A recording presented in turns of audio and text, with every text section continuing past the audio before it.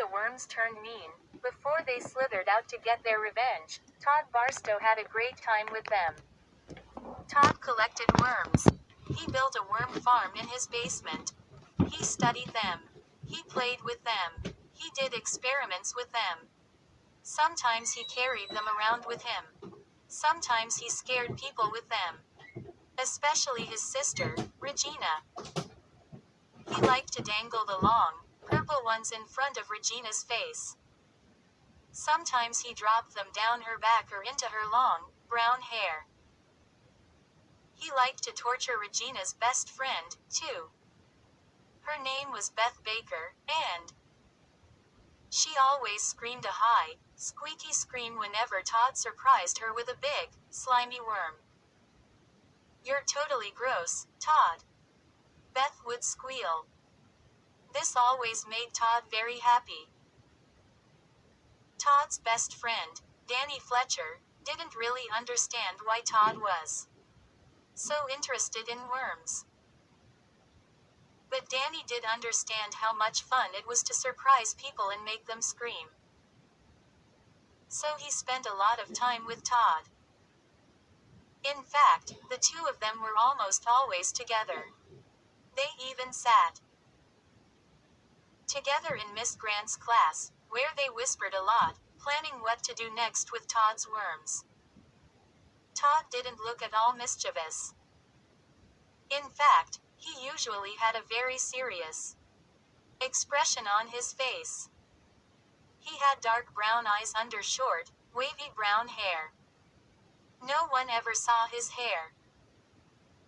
It was always covered by the silver and black Raiders cap he wore day and night. He was tall and skinny. His mother said he was as skinny as a worm. Todd never thought that was funny. He took worms seriously. Danny looked more like a joker. He had a round, chubby face under curly red hair, and a really goofy grin. His round blue eyes always lit up when Todd was about to spring a big, wet worm on an unsuspecting victim.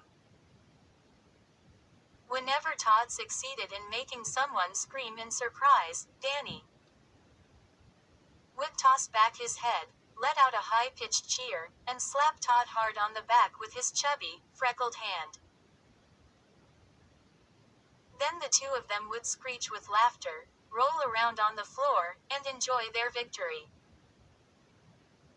They had a great time with worms. But whenever anyone asked Todd why he collected them, and why he was so interested in them, Todd's expression would turn serious, and he'd say, "Because I want to be a scientist when I grow up." "How many worms do you have?" someone asked him. "Not enough," he replied. He was always digging up more. Looking for champions. He liked them. Long and purple and kind of fat. And squishy. Squishy was very important. Sunday night it had rained. The ground was still wet as Todd and Regina walked to school on Monday morning. Todd knew the worms would all be coming up for air. He found Danny at the water fountain outside their classroom. Danny had a finger pressed over the fountain spout, and when kids passed by, he made the water squirt all over them.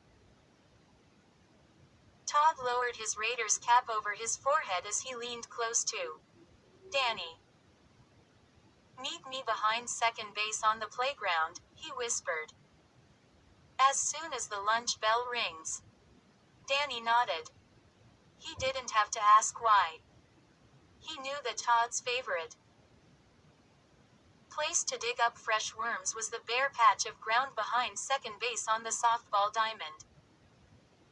The ground there was soft and rich. And after a good rain, the two boys could shovel up 10 to 15 worms without even trying. Todd kept a gardening shovel in his locker, as well as a small metal bucket with a lid. He was always ready to collect worms when the time was right.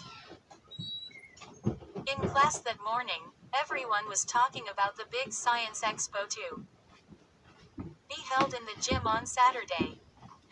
Some kids already had their projects done. Debbie Brewster was bragging about how she was going to win the new computer, the grand prize, by making electricity.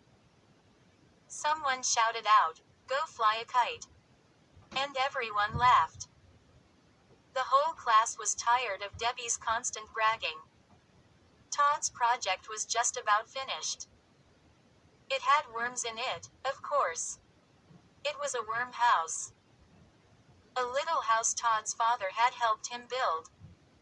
About the size of a dollhouse. One side was cut away and covered with a pane of glass so you could see in. The house was filled with dirt. And you could see all of the worms. A whole worm family. Crawling from room to room. Danny's project was really boring. He was building the solar system out of balloons. He wanted to share Todd's project and work on it with him. But Todd wouldn't let him. "I don't want to share the computer," Todd had said. "But I helped you dig up the worms," Danny protested. "I dug up most of them," Todd replied. And so Todd forced Danny to do his own project. Danny blew up different colored balloons for all the planets and taped them on a big black sheet of oak tag. Very boring. What makes you so sure you're going to win the grand prize? Danny asked Todd as he hurried to catch up with him on the playground at lunchtime. "I checked out the other projects," Todd replied. "My project is the only one with real, living creatures. Except for Heather's snails." "Heather has done a lot of experiments with her snails," Danny commented. "So what?" Todd snapped. "Snails are for babies. We had snails in first grade. No one cares about snails in 6th grade. No way they can compete with worms." "I guess you're right," Danny replied, scratching his red hair. They squatted down as they reached the bare spot behind second base. Todd handed Danny his spare shovel. The playground was empty. Everyone else was inside eating lunch. The ground was still soft and wet. Worms were poking their heads up from little puddles. One long worm crawled on top of the dirt. "The rain makes them all come up," said Todd, beginning to dig. "This is excellent." He didn't know what kind of trouble was waiting under the ground. 2. Look out. "You cut that one in two," Todd warned. Danny grinned. "So what? Now you've got two little ones." "But I only like big ones," Todd replied, carefully sliding his shovel under a long, fat worm. "How many more do you need?" "My stomach is growling," Danny complained, glancing back at the long, red brick school building. "Just a few more," Todd said, lowering the fat worm into the bucket. "He's a squirmer, isn't he?" Danny groaned. "Everyone else is eating lunch, and I'm out here digging in the mud." "It's for science," Todd said seriously. "This one is as big as a snake." "Did you ever think of collecting snakes?" Danny asked. "No," Todd replied quickly, digging deep into the mud. "No way." "Why not?" "Because I like worms," Todd said. "What's the real reason?" Danny demanded. "My parents won't let me," Todd muttered. The two boys continued to dig for another few minutes until the ground started to rumble. Danny dropped his shovel. "What's that?" he asked. "Huh." Todd didn't seem to notice. The ground rumbled a little harder. This time everything shook. Todd pitched forward, dropping onto his hands and knees. He gazed up at Danny, surprised. Hey, don't push me. I didn't. Danny protested. Then what? Todd started. But the ground shook again. And the dirt made a soft cracking sound. I don't like this. Danny stammered. Without another word, both boys started to run. But the ground trembled again, and the cracking sound beneath their sneakers grew louder. Closer. Earthquake. Todd screamed. Earthquake. 3. Todd and Danny sprinted across the field and the playground and burst into the lunchroom. Both boys had red faces. Both of them were breathing hard. Earthquake. Todd shouted. It's an earthquake. Chairs scraped. Conversation stopped. Everyone turned to stare at the two of them. Duck under the tables. Danny screamed shrilly. Quick, everyone. The ground is shaking. Earthquake. Earthquake. Everyone just laughed. No one moved. No one wanted to fall for a dumb practical joke. Todd spotted Beth and Regina across the lunchroom at the window. He and Danny darted over to them. Get away from the window, Todd warned. The ground is cracking apart, Danny cried. Regina's mouth dropped open. She didn't know whether to believe them or not. Regina, the worrier, was always ready to believe a disaster waited just around the corner. But all the other kids in the huge lunchroom were laughing their heads off. We don't get earthquakes in Ohio, Beth said simply, making a disgusted face at Todd. But, Todd sputtered. Didn't you feel it? Danny demanded breathlessly, his round, chubby face still bright red. Didn't you feel the ground shake? We didn't feel anything, Beth replied. Didn't you hear it? Todd cried. I was so freaked, I dropped all my worms. He sank into the chair next to his sister. No one believes you. It's a dumb joke, Todd, Regina told him. Better luck next time, guys. But, Regina turned away from her sputtering brother and started talking to Beth. Again. As I was saying, his head is way too big for his body. He looks okay to me, Beth replied. No. We'll have to cut his head off, Regina insisted, frowning into her bowl of noodle soup. Major surgery? Beth asked. Are you sure? If we cut his head off, it'll show. It really will. But if his head is too big, what choice do we have? Regina whined. Huh. What are you talking about? Todd demanded. What about the earthquake? Todd, we're talking about our science fair project, Beth said impatiently. Yeah. Go out and play in the earthquake. Regina snapped. We've got problems with Christopher Robin. Todd snickered. What a dumb name for a bird. Regina stuck out her tongue at him and then turned her back. She and Beth began discussing their project again.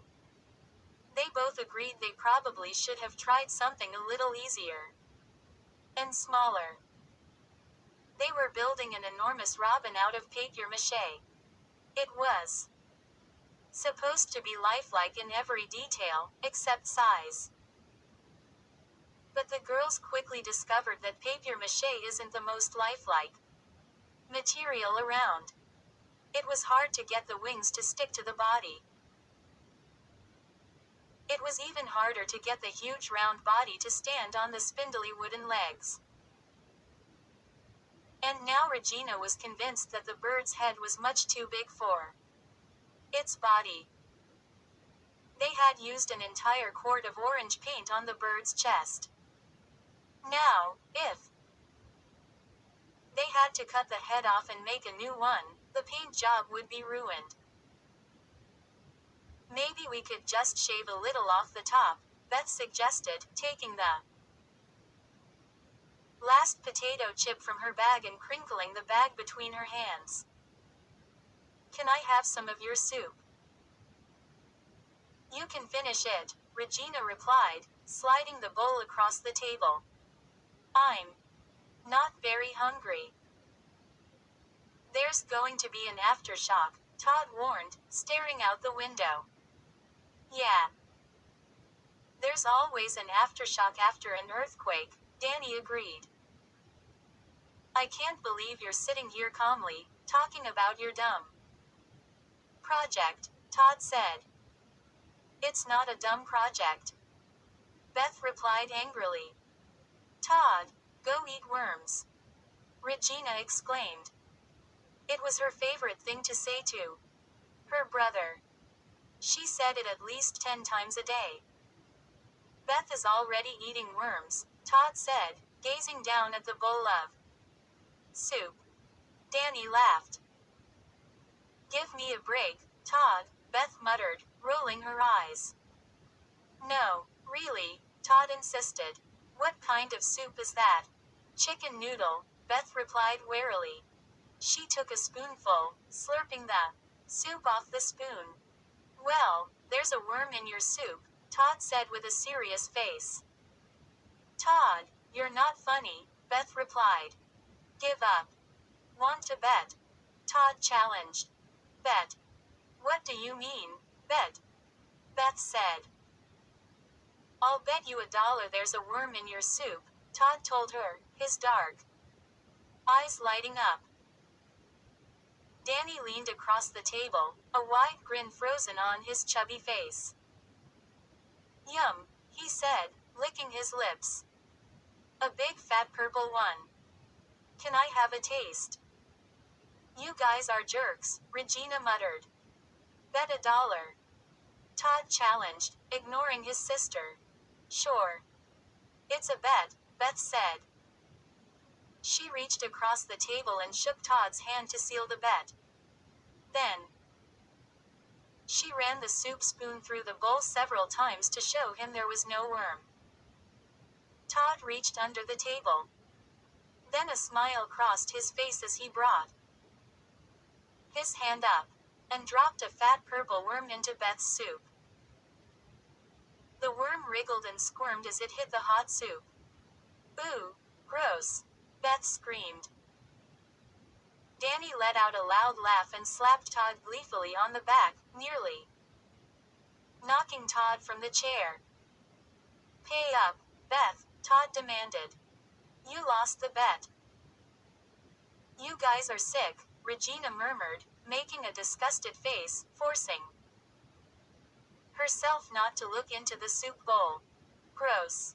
Gross. Beth was shrieking. The worm slipped and swam through the noodles. You said you dropped your worms outside, Regina accused angrily.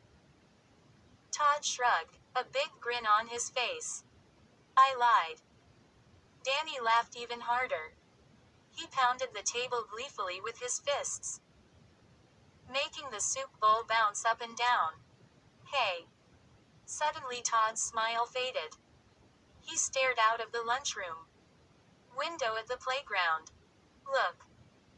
He hit Danny's shoulder, then pointed out toward second base, too. The bare spot behind the base. What's going on out there? He cried. 4.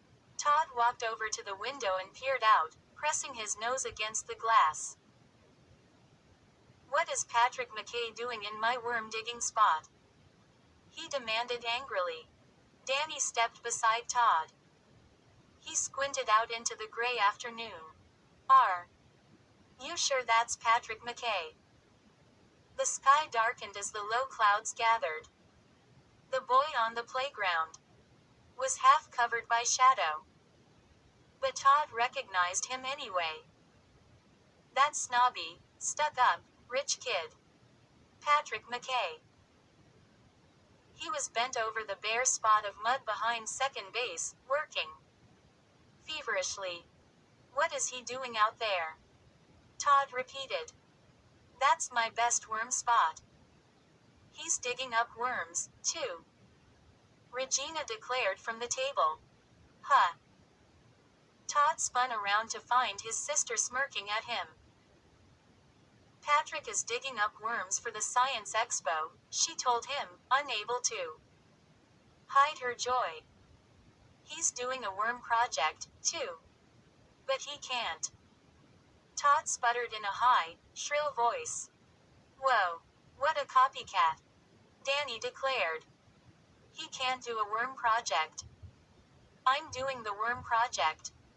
Todd insisted, turning back to stare at Patrick through the glass. It's a free country, Regina replied smugly. She and Beth laughed and slapped each other high fives. They were enjoying seeing Todd squirm for a change. But he's not into worms. Todd continued, very upset. He doesn't collect worms. He doesn't study worms. He's just copying me. Look at him, digging in your spot, Danny murmured, shaking his head bitterly. Patrick is a nice guy, Beth remarked. He doesn't act like a jerk and put worms in people's soup. He's a jerk, Todd insisted angrily, staring hard out the window. He's a total jerk. He's a copycat jerk, Danny added. His worm project is going to be better than yours, Regina teased him. Todd's dark eyes burned into his sister's. You know what it is. You know what Patrick's project is. Regina had a smug smile on her lips. She tossed back her brown hair. Then she made a zipper sign, moving her fingers across her lips. I'll never tell, she said. What is it? Todd demanded. Tell me. Regina shook her head. Tell me, Beth, Todd insisted, narrowing his eyes menacingly at Beth. No way, Beth replied, glancing merrily at Regina. Then I'll ask him myself, Todd declared. Come on, Danny. The two boys started running through the lunchroom. They were nearly to the door when Todd ran into their teacher. Miss Grant was carrying her lunch tray high over her head, stepping around a group of kids in the aisle. Todd just didn't see her. He bumped her from behind. She uttered a cry of surprise. And her tray flew out of her hands. The tray. And the plates clattered loudly onto the floor. And her food. Salad and a bowl of spaghetti. Dropped around her feet. What is your hurry, young man? She snapped at Todd. Sorry, Todd murmured. It was the only reply he could think of. Miss Grant bent to examine her brown shoes, which were now orange, covered with wet clumps of spaghetti. It was an accident, Todd said impatiently, fiddling with his Raiders cap. It sure was, the teacher replied coldly. Perhaps I should speak to you after school about why we don't run in the lunchroom. Perhaps, Todd agreed. Then he bolted past her, running out the door. Faster than he had ever run. Cool move, Ace. Danny exclaimed, running beside him. It wasn't my fault, Todd told him. She stepped in front of me. The bell is going to ring, Danny warned as they made their way out the back door. I don't care, Todd replied breathlessly. I've got to find out what that copycat is doing with worms. Patrick was still bent over the mud behind second base. He was scooping up worms with a silvery trowel that looked brand new, then dropping them into a metal bait can. He was a slim, good-looking boy with wavy blonde hair and blue eyes. He had started school in September. His family had moved to Ohio from Pasadena. He was always telling everyone how California was so much better. He didn't brag about how rich he was.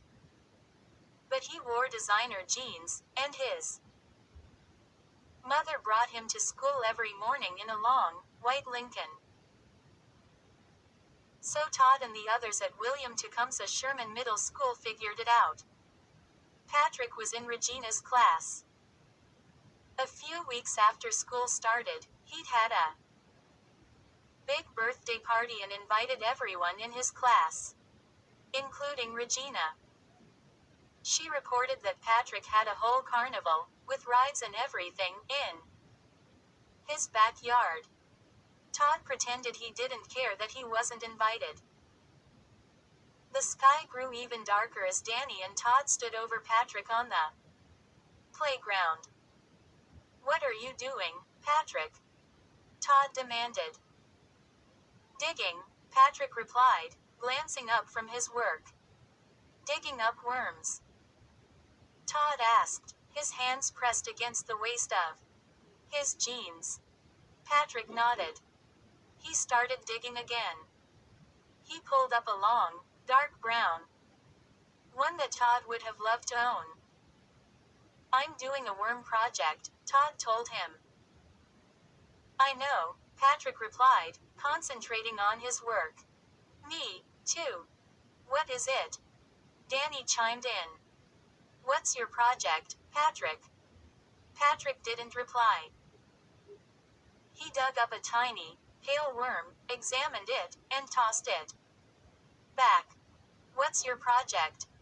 "Tell us," Todd demanded. "You really want to know?" Patrick asked, raising his blue eyes to them. The wind ruffled his blonde hair, but the hair immediately fell back into place. Todd felt a raindrop on his shoulder. Then one on the top of his head. "What's your project?" Todd repeated.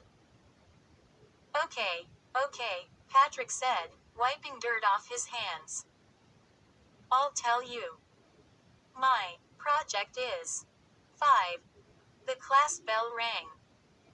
The sharp clang cut through the rising wind. The rain started to patter loudly against the ground. "We've got to go in," Danny urged, tugging at Todd's sleeve.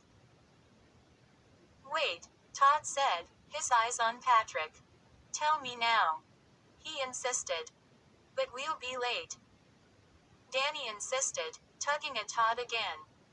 "And we're getting soaked." Patrick climbed to his feet. "I think I've got all the worms I need." He shook wet dirt off the silvery trowel. "So what is your worm project?" Todd repeated, ignoring the pattering rain, and Danny's urgent requests to get back inside the school. Patrick grinned at him, revealing about 300 perfect, white teeth. "I'm teaching them to fly," he said. "Huh. I'm putting cardboard wings on them and teaching them to fly. Wait till you see it. It's a riot." He burst out laughing. Danny leaned close to Todd. "Is he for real?" he whispered. "Of course not," Todd shot back. "Don't be a jerk, Danny. He's goofing on us." "Hey. You're not funny," Danny told Patrick angrily. "We're late, guys." "Let's get going," Patrick said, his grin fading. He started toward the school building. But Todd moved quickly to block his path. "Tell me the truth, Patrick. What are you planning to do?" Patrick started to reply.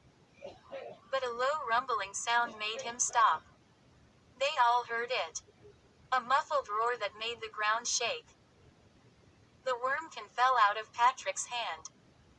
His blue eyes opened wide in surprise and fear. The rumbling gave way to a loud, cracking noise. It sounded as if the whole Playground were splitting apart. What's happening? Patrick stammered. Run. Todd screamed as the ground trembled and shook. Run for your life. 6. Why are you so late? Where've you been?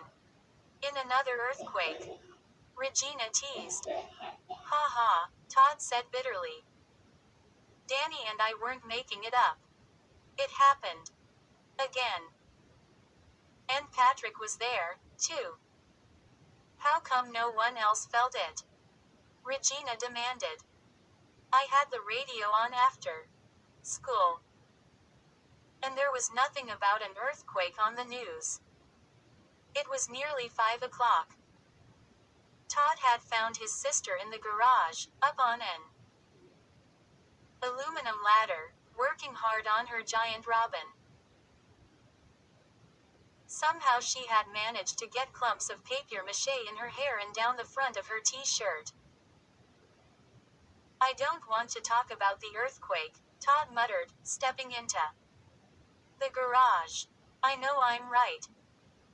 The rain had ended just before school let out. But the driveway was still puddled with water. His wet sneakers squeaked as he made his way to Regina's ladder. Where's Beth? He asked. She had to go get her braces tightened, Regina told him, concentrating on smoothing out the papier-mâché beak. She let out a loud groan. I can't get this beak smooth. Todd kicked dejectedly at an old tire that leaned against the garage wall. Look out! Regina called.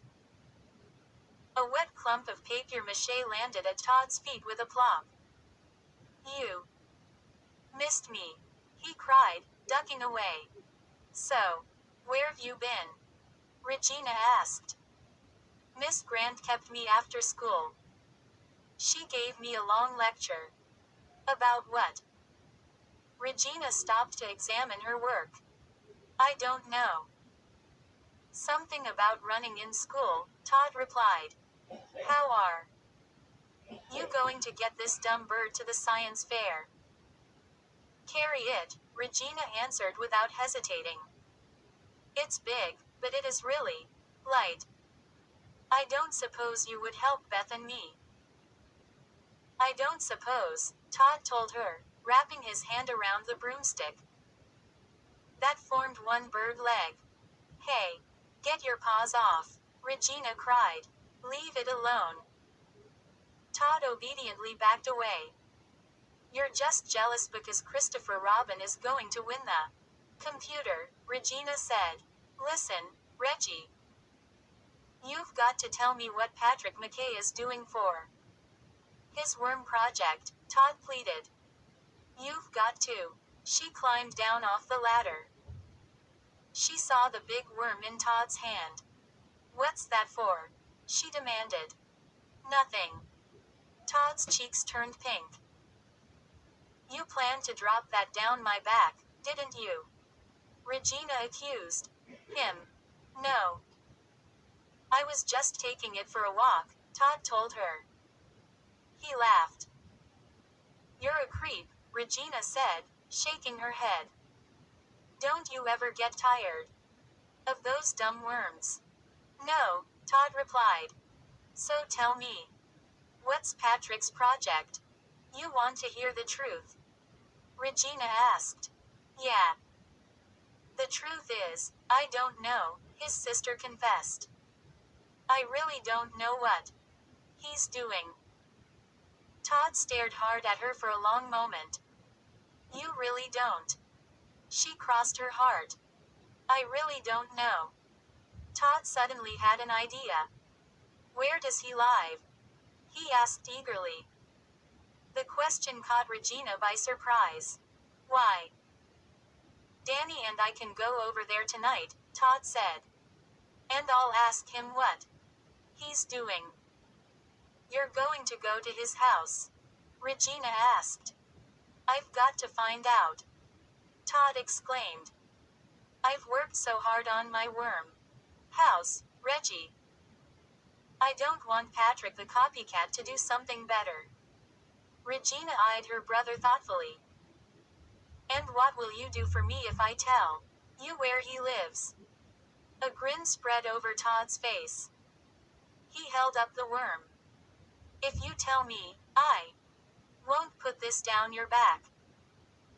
Ha ha, Regina replied, rolling her eyes.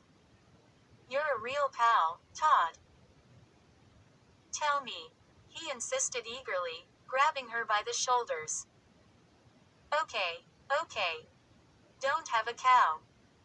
Patrick lives on Glen Cove, Regina replied. I think the number is 100.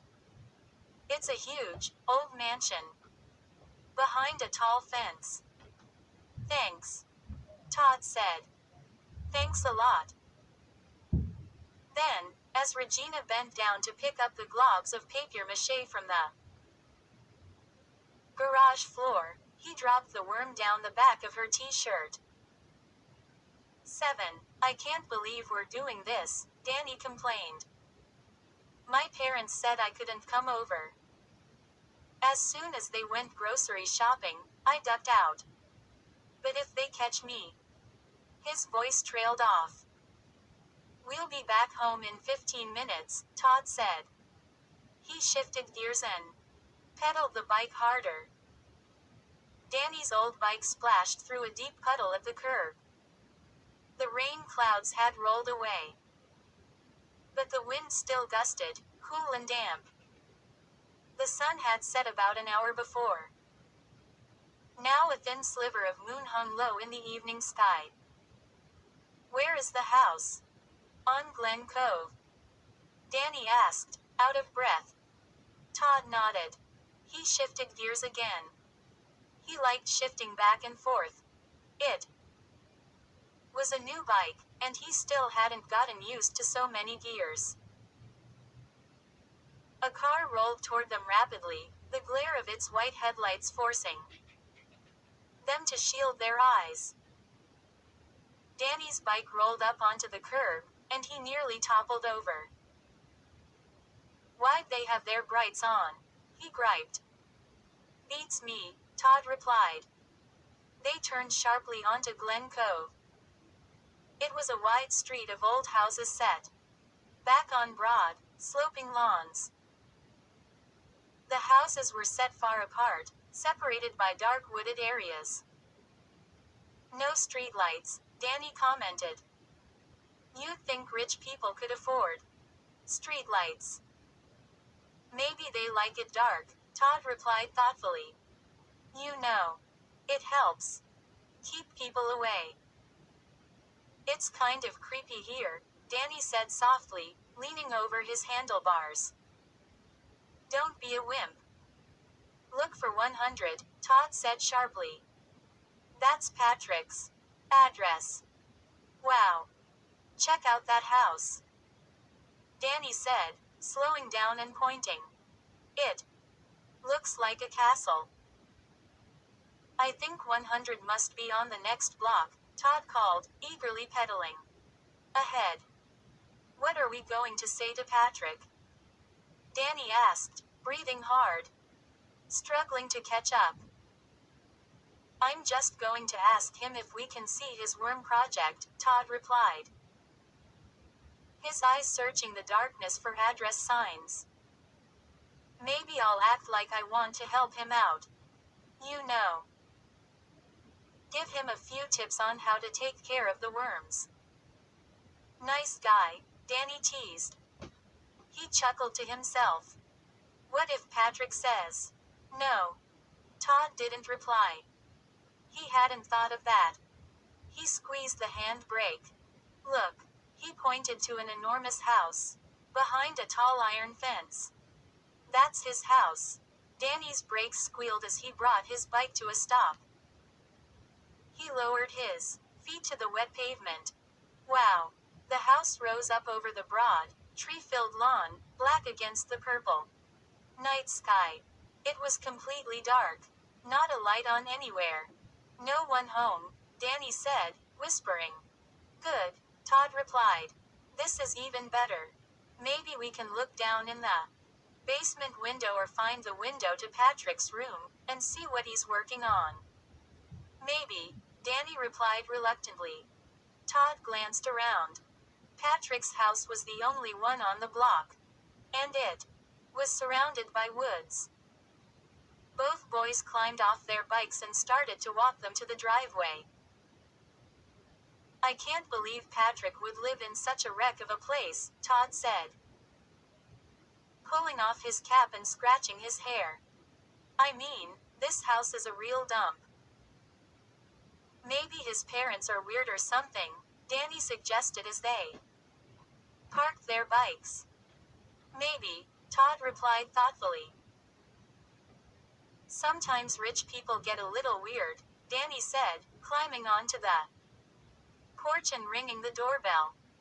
How would you know? Todd said, snickering. He pulled his cap back down over his dark hair and rang the bell again. No answer. Let's check out the back, he said, hopping off the porch. What for? Danny demanded. Let's just look in the windows, Todd urged, moving along to the side of the house. Let's see if we can see anything at all. As they turned the corner, it grew even darker. The pale sliver of moonlight was reflected in one of the upstairs windows.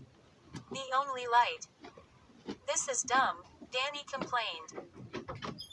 It's too dark to see anything inside the house. And, besides, he stopped. Now what's wrong? Todd demanded impatiently. Didn't you hear it? I heard it again, Danny said. Like a growl. Some kind of animal growl. Todd didn't hear the growl, but he saw something enormous running toward them. He saw the evil red glow of its eyes. Unblinking eyes trained on him. And he knew it was too late to escape. 8. Run! Danny screamed. But Todd couldn't move. As the enormous red-eyed monster bounded toward them, Todd pressed his back against a side door. He nearly fell as the door swung in. The creature uttered an ugly, threatening growl. Its huge paws thundered over the ground. Inside, Todd screamed, Danny, get in the house. His heart pounding as loudly as the monster's paws, Todd scrambled into the dark house. Danny lurched in behind him, uttering low gasps. Todd slammed the door shut as the creature attacked. Its paws struck the window pane in the door, making the entire door rattle. It's a dog, Todd cried in a choked whisper. A huge, angry dog. The dog let out another ferocious growl and leapt at the door. Its paws scraped over the window. A dog! Danny exclaimed shrilly. I thought it was a gorilla. The two boys pressed their shoulders against the door, holding it shut. They peered out warily at the big creature. The dog had sat back on its haunches. It stared in at them, its red eyes glowing. It was panting loudly, its enormous tongue hanging out of its mouth. Someone should put that guy on a diet, Danny exclaimed.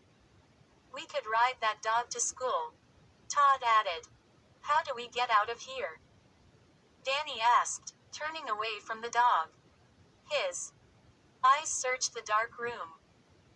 He'll go away, Todd said. He swallowed hard. Probably. This place is a dump, Danny said, stepping into the room. Todd turned to follow Danny. They were in the kitchen, he saw. Pale moonlight floated in through the window. Even in this dim light, Todd could see that something was terribly wrong.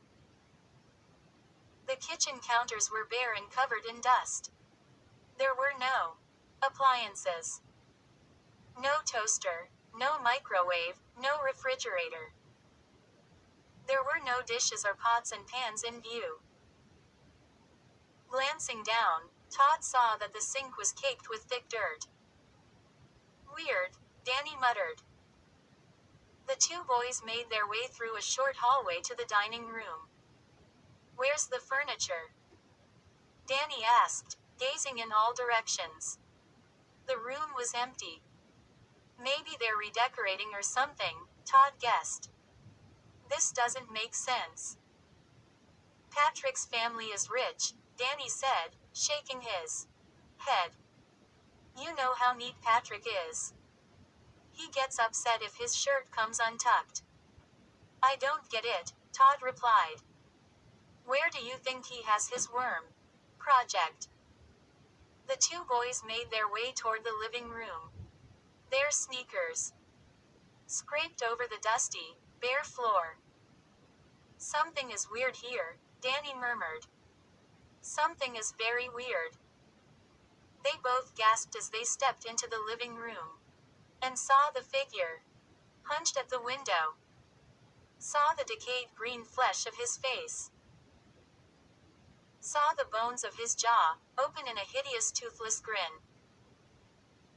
Saw his evil, sunken eyes staring across the room at them. 9. The heavy silence was broken by the shrill screams of the two boys. Go! Go! Todd cried. He shoved Danny toward the door and stumbled along behind him, keeping his hands on Danny's shoulders. Go! Go! Go! Through the bare dining room. Across the dust-covered kitchen. Go! Go! Todd grabbed the doorknob, pulled open the door, and they both burst out of the house. Had the dog left? Yes. Let's move, Todd cried. But Danny needed no encouragement. He was already halfway down the driveway, his chubby legs pumping hard, his hands stretched out in front of him as if trying to pull himself to safety. Out the gate. Onto their bikes. They pedaled furiously. Faster. Faster. Until their legs ached and they could barely breathe. And they never looked back. Who was that hideous, decayed figure in Patrick's house? And why was the house so dusty, so totally bare? Todd spent most of the night lying awake in his bed, thinking about it. But the mystery wasn't cleared up until the next morning. Yawning sleepily, Todd pulled on the same clothes he had worn the day before. Then he made his way down the hall to go to breakfast. He stopped outside Regina's bedroom door when he heard her laughing. At first, he thought she was talking to herself. But then he realized that Regina was on the phone. So early. He pressed his ear to the door and listened. Isn't it a riot, Beth? Regina was saying. I sent them to the wrong address. Regina laughed again. Gleeful laughter. Todd suddenly snapped wide awake. He pressed his ear tighter against the bedroom door. Todd was so desperate, I couldn't resist, Regina was saying. No. Where I sent them. There was a short pause. Todd realized he was holding his breath. He let it out silently and took another one, listening hard. I sent them to the old Fosgate mansion, Regina told Beth. She laughed. Yeah. Right. That old deserted mansion where those kids had that Halloween party. Yeah. You know. They left that dummy with the weird mask in the window. Another pause. Todd gritted his teeth as he listened to his sister's triumphant laughter. He could feel every muscle in his body tightening in anger. I don't know, Beth. I haven't talked to him yet, Regina was saying. I heard Todd come in last night. He ran straight to his room and shut the door. He was probably too scared to talk. More laughter. Balling and unballing his fists, Todd stepped away from his sister's door. He stopped at the stairs, feeling his face grow red hot. He was thinking hard. So Reggie played a little joke on Danny and me, he thought bitterly. So she gave me the wrong address and sent us to that old haunted house. Ha ha. Good joke. Todd felt so angry, he wanted to scream. Now Regina will be laughing at me about this forever, he realized. She will make fun of me for the rest of my life. Her bedroom door opened, and Regina stepped out into the hall. She was pulling her brown hair back into a ponytail. She stopped when she saw Todd at the top of the stairs. So, how did it go last night? She asked him, grinning. Fine, he replied casually. He gave her an innocent, wide-eyed stare. Her grin faded. Did you go to Patrick's house? Did you talk to him about his worm project? She demanded, staring back at him, studying his face. Todd shook his head. No. Danny and I decided to skip it. We just hung out at Danny's, he lied. Her dark eyes seemed to dim. She bit her lower lip. Todd could see how disappointed she was. He turned and made his way down the stairs, feeling a little better. You want to play jokes, Reggie? He thought. Okay. Fine. But now it is my turn. My turn to play a mean joke. Todd smiled. He had already thought of a really good one. 10. Todd hoisted the cardboard carton in both hands. His worm house was packed carefully inside. It was heavier than he thought. Where shall I put it? He asked Mrs. Sanger, struggling to keep the heavy carton from slipping out of his hands. What? I can't hear you. The science teacher held a clipboard in one hand.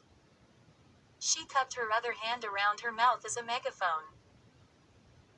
It was deafening in the gym as the kids all hurried to set up their science projects in time for the expo. Excited voices competed with scraping chairs and tables, the rattle of cartons being unpacked, and projects of all shapes and sizes being assembled and set up. What a crowd! Todd exclaimed. I can't hear you. Mrs. Sanger shouted. She pointed to a long table against the wall. I think your project goes there, Todd. Todd started to say something, but he was interrupted by the crash of shattering glass and a girl's loud scream. Was that the acid? Mrs. Sanger shouted, her eyes going wide with horror. Was that the acid? She pushed past Todd and went tearing across the gym, holding her clipboard in front of her like a shield. Todd watched a lot of kids gathering around the spot of the accident. Mrs. Sanger burst into the circle, and everyone began talking at once. Around the vast gym, others ignored the excitement and continued feverishly setting up their projects. The bleachers had been pulled down. Some parents and other kids from the school were already seated, waiting to watch the expo and the judging of projects. Groaning, Todd started to make his way through the crowded gym carrying the carton. He had to stop and chuckle when he caught a glimpse of Regina and Beth. They had their enormous robin set up close to the bleachers. The head was the right size now. They had managed to shave it down smoothly. But some of the tail feathers had gotten mashed. And they were working frantically to smooth them out. What losers, Todd thought, grinning. There's no way they're going to win the computer. Turning away, he glimpsed Danny's balloon solar system hanging on the back wall. One of the balloons, the one closest to the sun, had already deflated. Pitiful, Todd thought, shaking his head. That's just pitiful. He sighed. Poor Danny. I guess I should have let him share in my project. Todd lowered the carton onto the table reserved for him. 10 minutes, everyone. 10 minutes. Mrs. Sanger was shouting. No problem, Todd thought. He opened the carton and carefully lifted out the worm house. What a beauty, he thought proudly. It looked like a perfect little house. Todd had polished the wood frame until it glowed. And he had cleaned the glass until it was spotless. He set the worm house down carefully on the table and turned it so that the glass side faced the audience in the bleachers. He gazed into it. He could see the long, brown and purple worms crawling from room to room. He had packed the dirt in carefully. Then he had dropped in more than 20 worms before sealing it all up. It's a real big family, he thought, grinning. Once the worm house was in place, Todd pulled out the sign he had made for it and placed the sign beside it on the table. He stepped back to admire his work. But someone pushed him gently aside. Make room. Make room, Todd. It was Mrs. Sanger. And to Todd's surprise, she was helping Patrick McKay carry a long cardboard carton to the table. Move your project to the side, Todd, the teacher instructed. You have to share the table. Huh. Share. Todd hesitated. Hurry. Please. Mrs. Sanger pleaded. Patrick's box is heavy. I'm sharing the table with Patrick. Todd couldn't hide his unhappiness. Obediently, he slid his worm house to one side of the table. Then he stood behind the table, watching as Patrick and the teacher unloaded the long carton. The box was nearly 6 feet long. Is that all one worm? Todd joked. Very funny, Patrick muttered. He was straining hard to lift his project onto the table. This will be our worm table, Mrs. Sanger said, grabbing the end of the carton and tugging. Patrick pulled, too. Todd gasped as Patrick hoisted his project onto the tabletop. Very impressive, Patrick, Mrs. Sanger commented, straightening her skirt. She hurried off to help someone else. Todd gaped at the project. It towered over his. It was nearly 6 feet tall. Taller than Patrick. Oh, no, Todd moaned to himself. He turned to Patrick. It isn't. It can't be. He choked on the words. Patrick was busily setting up his sign. He stepped back, checking it out. Making sure it was straight. Yes, it is, he said, beaming at Todd. It's a worm skyscraper. Wow.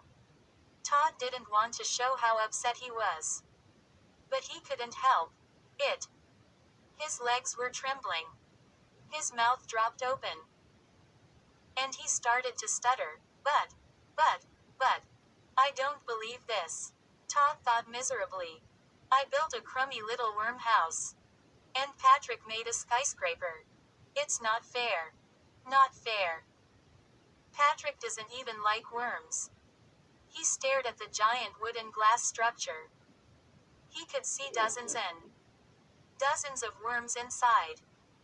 They were crawling from floor to floor. There was even a wooden elevator with several worms tucked inside. Todd Are you okay? Patrick asked. Yeah. Fine, Todd replied, trying to force his legs to stop quivering. You look a little weird, Patrick said, staring at Todd with his bright blue eyes. That's a nice project, Patrick, Todd admitted through clenched teeth. You could win the big prize. You think so? Patrick replied, as if the thought had never occurred to him. Thanks, Todd. I got the idea from you. About worms, I mean. You stole the idea, you thief.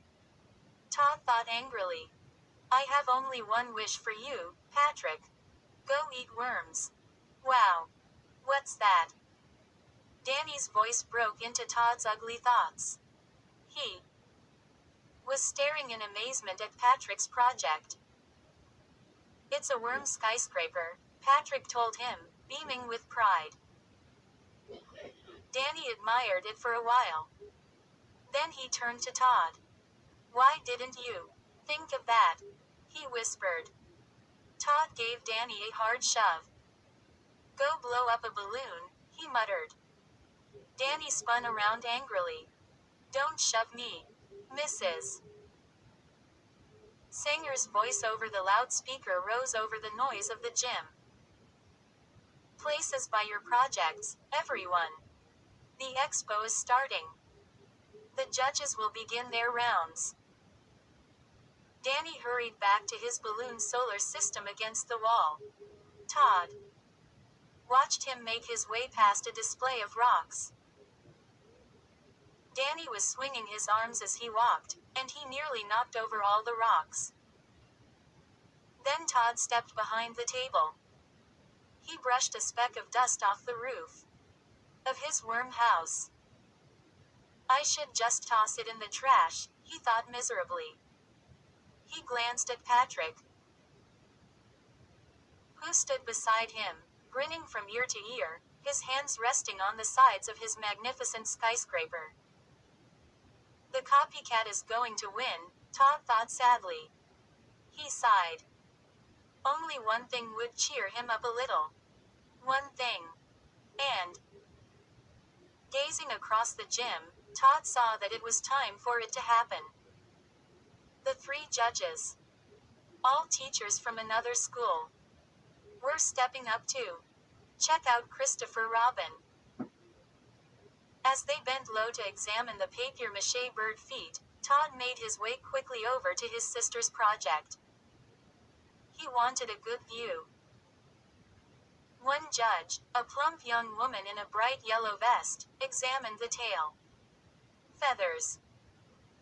Another judge, a man with a shiny bald head, was questioning Regina and Beth. The third judge had her back to Todd. She was running her hand over the bird's swelling orange breast. Reggie and Beth look really nervous, Todd thought, edging past a display on how trash gets recycled. Well, they should be nervous. What a dumb project. Todd stopped a few feet in front of the bleachers. There was a really big audience for the expo, he noticed. The bleachers were at least 2/3 filled. Mostly parents and younger brothers and sisters of the contestants. The bald judge kept making notes on a small pad as he questioned Regina and Beth. The other two judges were staring up at the giant robin's beak. Todd edged closer. What's this string? The judge in the yellow vest asked Beth. Huh, string. Beth reacted with surprise. She and Regina raised their eyes to the yellow beak. What string? Regina demanded. Too late. The judge in the yellow vest pulled the string. The beak lowered, revealing a surprise inside. Oh. Yuck. Disgusted groans rose up from the audience. And Regina and Beth started to scream. 11. Fat worms wriggled out from inside the bird's beak. Some of them wriggled out and rained down on the judges. A huge purple worm plopped onto the bald judge's head. The angry judges' red face darkened until it nearly matched the purple worm. Early that morning, Todd had packed about 30 worms in there. He was glad to see that most of them had stayed in the beak. People in the bleachers were groaning and moaning. "That's sick," someone yelled. "Gross. That's so gross," a little boy kept repeating. The judges were demanding to know if Regina and Beth had stuffed the worms up there as a joke. Mrs. Sanger was glaring angrily at them. The two girls were sputtering their apologies. It was a thrilling moment, Todd thought. A thrilling moment. About 10 or 15 worms were wriggling across the gym floor. Todd started to edge back to his table. "There he is. My brother," he heard Regina shout. He glanced up to see her pointing furiously at him. Todd did it. It had to be Todd. He gave her an innocent shrug. "I thought Christopher Robin looked hungry, so I fed him," he called. Then he hurried back to his worm house. A big grin on his handsome face, Patrick slapped Todd a high five. "Cool move, Ace." Todd grudgingly accepted the congratulations. He didn't want to be friends with Patrick. He wanted Patrick to go eat worms. He glanced back at Danny. Danny was frantically blowing up a balloon. The rings had fallen off Saturn. And someone had accidentally popped Pluto. Todd smiled. He felt pretty good. His little joke had worked perfectly. Revenge was sweet. He had paid Regina back for sending him to that creepy old house. But his smile faded as he glanced at Patrick's skyscraper and remembered that he was going to miss out on the grand prize. It took the school janitor a few minutes to round up all the worms. The crowd in the bleachers cheered him on as he scooped up the wiggling worms one by one and dropped them into an empty coffee can. After that, the expo continued calmly and quietly. The judges moved from project to project, asking questions, making notes. Todd took a deep breath when they approached his table. "Don't get excited," he warned himself. "The worm house looks really puny next to the worm skyscraper." He had a sudden urge to bump the table, to shake it really hard. Maybe the skyscraper would topple over, and the house would be left standing. I could pretend it was just an accident, Todd thought. Evil thoughts. But he didn't do it. The three judges spent about 10 seconds looking at Todd's project. They didn't ask Todd a single question. Then they gazed at Patrick's skyscraper for at least 5 minutes. "How did you get all those worms in there?" the bald judge asked. "I love the elevator. How many worms are there in total? Can worms survive in a real skyscraper?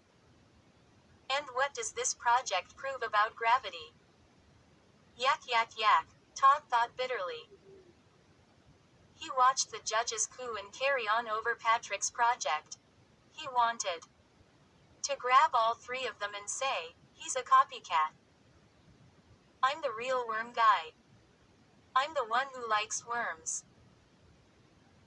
But he just stood there grinding his teeth, tapping his fingers tensely on the tabletop. Still scribbling notes about Patrick's project, the judges moved on to the next project. Liquids and gases. Patrick turned to Todd and forced him into slapping another high five. "You can come over and see my new computer anytime," Patrick whispered confidently. Todd forced a weak laugh. He turned away from Patrick and found his sister glaring at him furiously from the other side of the table. "How could you, Todd?" she demanded, spitting out the words, her hands pressed tightly at her waist. "How could you do that to Beth and me?" "Easy," he replied, unable to keep a grin off his face. "You ruined our project," Regina cried. "I know," Todd said, still grinning. "You deserved it." Regina started to sputter.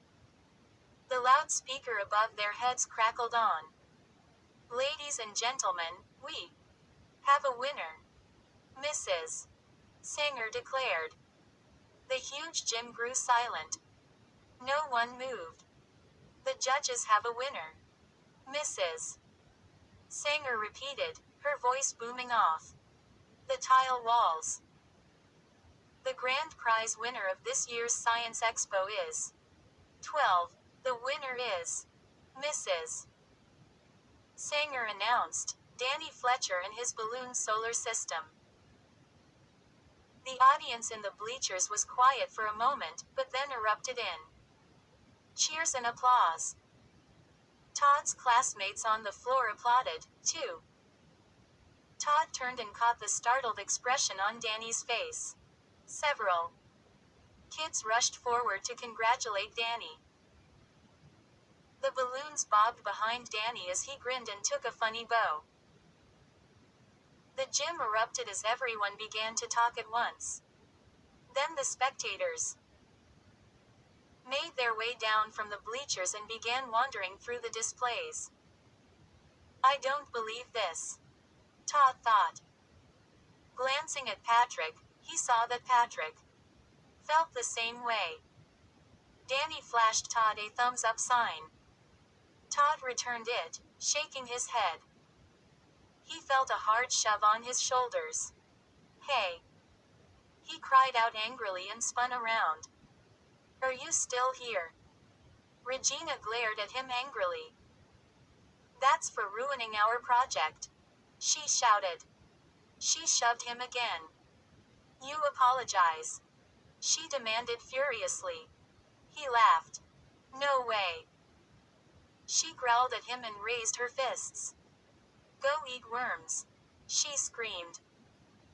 Still laughing, he pulled off the wooden back of his wormhouse and lifted up a long, brown worm. He dangled it in front of his sister's face. "Here. Have some dessert." With a furious cry, Regina completely lost all control. She leapt at Todd, shoving him over backwards. He cried out as he sprawled back and hit the table hard. Several kids let out startled screams as the enormous worm skyscraper tilted, tilted, tilted. "No!" Patrick screamed. He reached out both hands to stop it and missed. And the heavy wood and glass structure toppled onto the next table with a deafening crash of shattered glass. "No!" a girl screamed. "That's liquids and gases. Look out. It is liquids and gases." Dirt poured out of the broken skyscraper. Several worms came wriggling out onto the table. As Todd pulled himself to his feet, wild screams filled the gym. "Liquids and gases. What's that smoke? What did they break? Did they break a window? Liquids and gases." Thick, white smoke poured up from a broken glass bottle under the fallen skyscraper. "Everybody out!" someone yelled. "Everybody out! It's going to blow up." 13. No one was hurt in the explosion. Some strange gases escaped, and it smelled pretty weird in the gym for a while. A lot of worms went flying across the room. And there was a lot of broken glass to be cleaned up. But it was a minor explosion, Todd told his parents later. "Really? No big deal," he said. I'm sure everyone will forget all about it in 5 or 10 years. A few days later, carrying a small, white carton in both hands, Todd made his way down the basement stairs.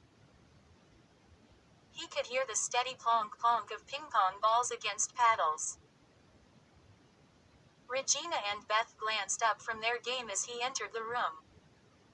Chinese food? Beth asked, spotting the little box. No. Worms, Todd replied, crossing the room to his worm tank. Are you still into worms? Beth demanded, twirling her ping-pong paddle. Even after what happened at the Science Expo. It all got cleaned up, Todd snapped. It was no big deal. Ha! Regina cried scornfully. Todd gazed at his sister in surprise. Hey, are you talking to me again? Regina was so furious, she hadn't said a word to him since the big disaster. No. I am not talking to you, Regina replied with a sneer. I will never talk to you again. Give me a break. Todd muttered. He opened the carton and poured the new worms into the big glass aquarium where he stored his collection.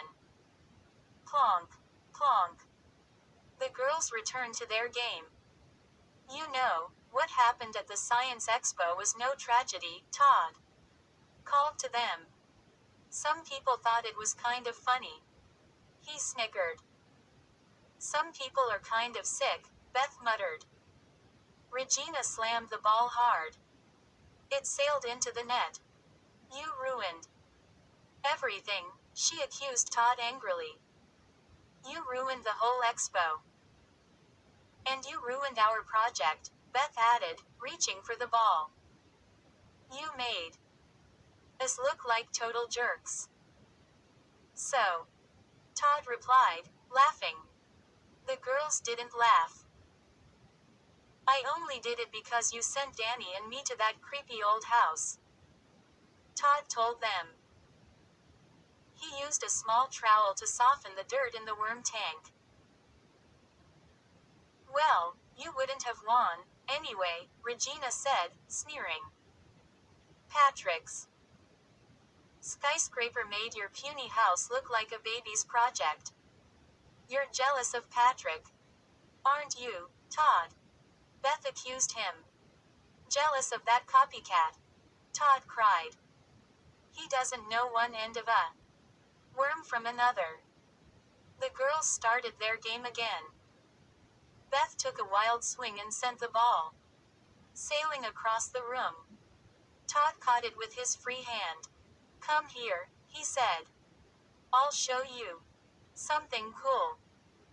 No way, Regina replied nastily. Just toss back the ball, Beth said, holding up her hand to catch it. Come here. This is really cool, Todd insisted, grinning. He pulled a long worm out of the tank and held it up in the air. It wriggled and squirmed, trying to get free. Regina and Beth didn't move away from the table. But he saw that they were watching him. Todd set the long worm down on the table and picked up a pocket knife. You watching? With one quick motion, he sliced the worm in half. Yuck! Beth cried, making a disgusted face. You're sick, Regina declared. You're really sick, Todd. Watch, Todd instructed. All three of them stared at the tabletop as the two worm halves wriggled off in different directions. See? Todd cried, laughing. Now there are two of them. Sick. Really sick, his sister muttered. That's really gross, Todd, Beth agreed, shaking her head. But wouldn't it be cool if people could do that? Todd exclaimed. You know. Your bottom half goes to school, and your top half stays home and watches TV. Hey! Look at that! Regina cried suddenly. She pointed to the glass worm. Tank. Huh. What? Todd demanded, lowering his eyes to the worms. Those worms. They were watching you. Regina exclaimed. See. They're sort of staring at you. Get serious, Todd muttered. But he saw that Regina was right. 3 of the worms had their heads raised out of the dirt and seemed to be staring up at him. You have a weird imagination, Todd insisted. No. They were watching, Regina insisted excitedly. I saw them watching. You when you cut that worm in two. Worms can't see. Todd told them. They weren't watching me. That's stupid. That's. But they were. Regina cried. The worms are angry, Beth added, glancing at Regina. The worms don't like to see their friend cut in half. Stop, Todd pleaded. Just give me a break, okay? The worms are going to get revenge, Todd, Regina said. They saw what you did. Now they're planning their revenge. Todd let out a scornful laugh. You must think I'm as stupid as you are. He declared. There's no way I'm going to fall for that. No way I'm going to believe such a stupid idea. Giggling to each other, Regina and Beth returned to their ping-pong game. Todd dropped the 2 worm halves into the tank. To his surprise, 4 more worms had poked up out of the soft dirt. They were staring straight up at him. Todd stared down at them, thinking about what Regina and Beth had said. What a stupid idea, he thought. Those worms weren't watching me. Or were they? 14. Todd. Rise and shine. Todd blinked his eyes open. He sat up slowly in bed and stretched his arms over his head. Rise and shine, Todd. Look alive. His mother called from the foot of the stairs. Why does she say the same thing every morning? He wondered. Always. Rise and shine, rise and shine. Why can't she say, time to get up? Or, move 'em on out? Or something. Just for a little variety. Grumpily, he pulled himself up and lowered his feet to the floor. Why can't I have a clock radio like Regina? He asked himself. Then I could wake up to music instead of rise and shine. Look alive up there. Mrs. Barstow called impatiently. I'm up. I'm up, Mom. Todd shouted hoarsely down to her. Bright sunlight poured in through the bedroom window. Squinting toward the window, he could see a patch of clear blue sky. Nice day, he thought. What day is it? He asked himself, standing up and stretching some more. Thursday. Yeah, Thursday. Good, he thought. We have gym on Thursday. Maybe we'll play softball. Gym was Todd's favorite class, especially on days they went outside. His pajama bottoms had become totally twisted. He straightened them as he made his way to the bathroom to brush his teeth. Are we having the math quiz today or tomorrow? He wondered, squinting at his sleepy face in the medicine chest mirror. I hope it is tomorrow. I forgot to study for it last night. He stuck his tongue out at himself. He could hear Regina downstairs, arguing about something with their mother. Regina liked to argue in the morning. It was the way she got her mind into gear. She argued about what to wear. Or what she wanted for breakfast. One of her favorite arguments was whether or not it was too warm to wear a jacket. Todd's mother never learned She always argued back. So they had pretty noisy mornings. Todd liked to sleep as long as possible. Then he took his time getting dressed. That way, Regina was usually all finished with her arguing by the time he came downstairs. Thinking about the math quiz, he brushed his teeth. Then he returned to his room and pulled on a clean pair of faded jeans and a navy blue t-shirt that came down nearly to his knees. Regina and Mrs. Barstow were still arguing as Todd entered the kitchen. Regina, her dark hair tied back in a single braid, sat at the table, finishing her breakfast. Their mother, dressed for work, stood on the other side of the table, a steaming cup of coffee in one hand.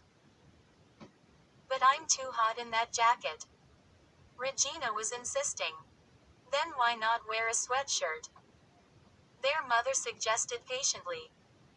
I don't have any, Regina complained.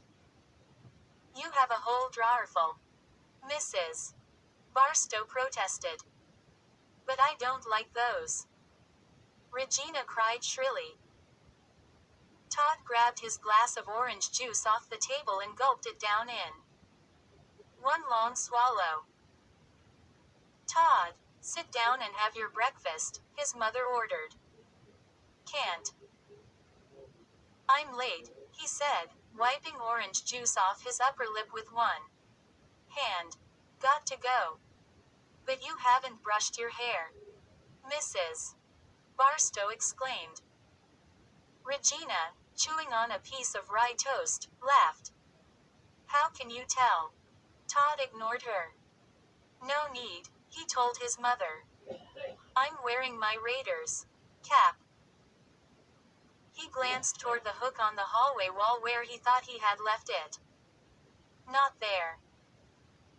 I can't believe the school lets you wear your cap all day, Mrs. Barstow murmured, refilling her coffee cup. They don't care, Todd told her. Only the real grunges wear caps, Regina reported. Is your brother a grunge? Their mother asked, raising her eyes over the white mug as she sipped coffee. Has anyone seen my Raiders cap? Todd asked quickly, before Regina could answer.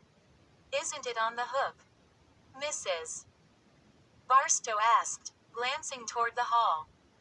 Todd shook his head. Maybe I left it upstairs. He turned and hurried toward the front stairs.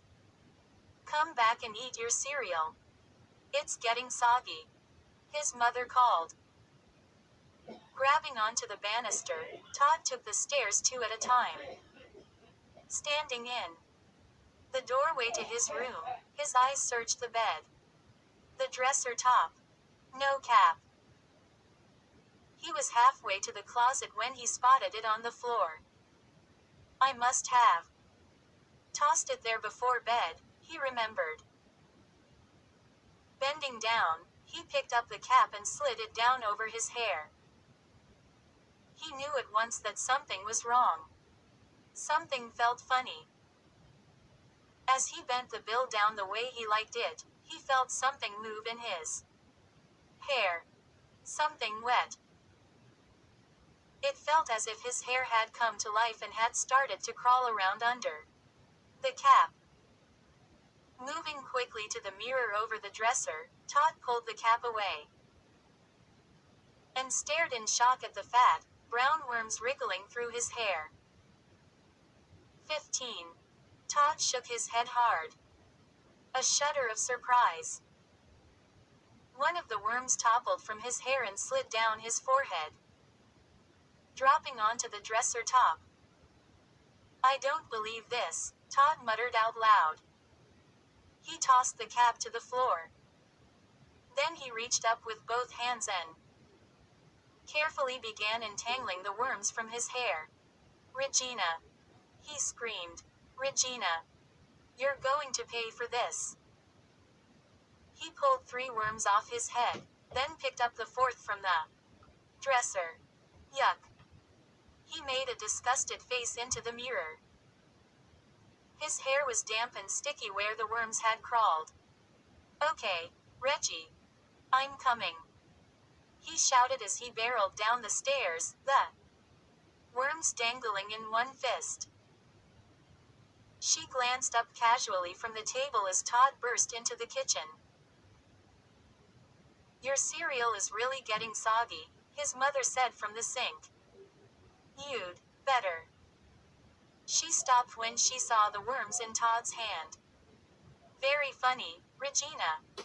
Todd exclaimed angrily. He shoved the fistful of worms under his sister's nose. Yuck. Get away. She shrieked. Todd. Get those worms away from the table. Mrs. Barstow demanded. Sharply. What's wrong with you? You know better than that. Don't yell at me. Todd screeched at his mother. Yell at her. He pointed furiously at his sister. Me. Regina's eyes opened wide in innocence. What did I do? Todd let out an angry groan and turned to face his mother. She stuffed worms in my cap, he exclaimed, shaking the worms in Mrs. Barstow's face. Huh. Regina cried furiously. That's a lie. Todd and Regina began screaming accusations at each other. Mrs. Barstow stepped between them. Quiet. Please. She demanded. Please. But. Todd sputtered. Todd, you're going to squeeze those poor worms to death. Mrs. Barstow declared. Go put them away in the basement. Then take a deep breath, count to 10, and come back. Todd grumbled under his breath. But he obediently headed down to the basement. When he returned to the kitchen a minute later, Regina was still denying that she had loaded the cap with worms. She turned to Todd, a solemn expression on her face. I swear, Todd, she said, it wasn't me. Yeah. Sure, Todd muttered. Then who else did it? Dad. Do you think? Dad filled my cap with worms before he went to work. The idea was so ridiculous, it made all three of them laugh. Mrs. Barstow put her hands on Todd's shoulders and guided him into his seat at the table. Cereal, she said softly. Eat your cereal. You're going to be late. Leave my worms alone, Todd told his sister in a low voice. He pulled the chair in and picked up the spoon. I mean it, Reggie. I hate your stupid jokes. And I don't like people messing with my worms. Regina sighed wearily. I don't mess with your disgusting worms, she shot back. I told you. I didn't do it. Let's just drop it, okay? Mrs. Barstow pleaded. Look at the clock, guys. But why should she get away with that, Mom? Todd demanded. Why should she be allowed to? Because I didn't do it. Regina interrupted. You had to do it. Todd screamed. I think you did it yourself, Regina suggested with a sneer. I think you stuffed worms in your own cap. Oh, that's good. That's good. Todd cried sarcastically. Why, Regina? Why would I do that? To get me in trouble, Regina replied. Todd gaped at her, speechless. You're both going to be in trouble if you don't drop this discussion. Right. Now, their mother insisted. Okay. We'll drop it, Todd grumbled, glaring at his sister. He dipped the spoon into the cereal. Totally soggy, he muttered. How am I supposed to Regina's shrill scream cut off Todd's complaint. He followed her horrified gaze down to his bowl, where he found a fat, purple worm floating on top of the milk. 16. Todd tried to concentrate in school, but he kept thinking about the worms. Of course it had to be Regina who had put the worms in his cap and in his cereal bowl. But she had acted so shocked. And she said again and again that she didn't know anything about them. Todd kept thinking about the afternoon in the basement. About cutting the worm in half. About the other worms watching him from their glass tank. They saw what you did, his sister had said in a low, frightened voice. And now they're planning their revenge. That's so stupid, Todd thought, pretending to read his social studies text. So stupid. But thinking about Regina's words gave him a chill. And thinking about the worms waiting in his cap, crawling so wetly through his hair, made Todd feel a little sick. He told Danny all about it at lunch. They sat across from each other in the noisy lunchroom. Danny unpacked his lunch from the brown paper lunch bag and examined the sandwich. Ham and cheese again, he groaned. Every day Mom gives me ham and cheese. Why don't you ask for something else? Todd suggested. I don't like anything else, Danny replied, tearing open his bag of potato chips. Todd unpacked his lunch, too. But he left it untouched as he told Danny about the worms. Danny laughed at first. Your sister is really a jerk, he said through a mouthful of potato chips. I guess you're right, Todd replied thoughtfully. It's got to be Regina. But she acted so surprised. I mean, she screamed when she saw the worm floating in the cereal. She probably practiced screaming all day yesterday, Danny said, chomping into his sandwich. Todd unwrapped the tinfoil from his sandwich. Peanut butter and jelly. Yeah. Maybe, he said, frowning. Come on, Todd, Danny said, mustard dripping down his chin. That worm tank of yours is really deep. The worms didn't crawl out all by themselves. And they didn't crawl upstairs to your room and then find your hat and crawl inside. You're right. You're right, Todd said, still frowning thoughtfully. He pushed back his Raiders cap and scratched his brown hair. But I just keep seeing those worms staring up at me, and worms don't have eyes, Danny declared. And they don't have faces. And, mainly, they don't have brains. Todd laughed. Danny was completely right, he realized. The idea of worms planning to get their revenge was just dumb. Feeling a lot better, he slid down in the chair and started his lunch. Let's talk about something else, he said, taking a long drink from his box of juice. He raised his peanut butter and jelly sandwich to his mouth and took a big bite. Did you see Dawkins fall off his chair this morning? Danny asked, snickering. Todd grinned. Yeah. Miss Grant jumped so high, her head nearly hit the ceiling. I thought she was going to drop her teeth. Luckily Dawkins landed on his head.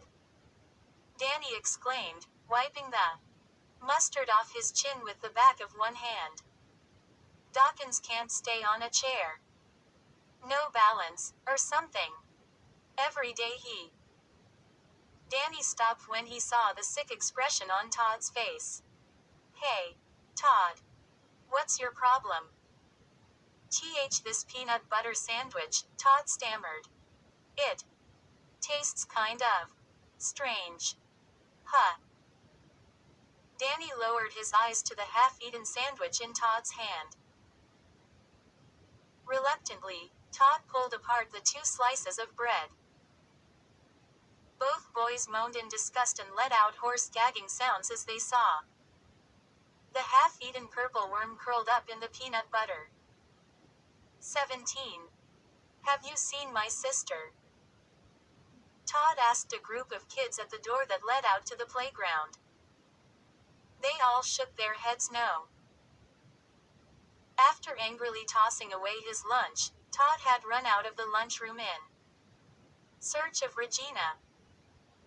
He had to let her know that her dumb joke had gone too far.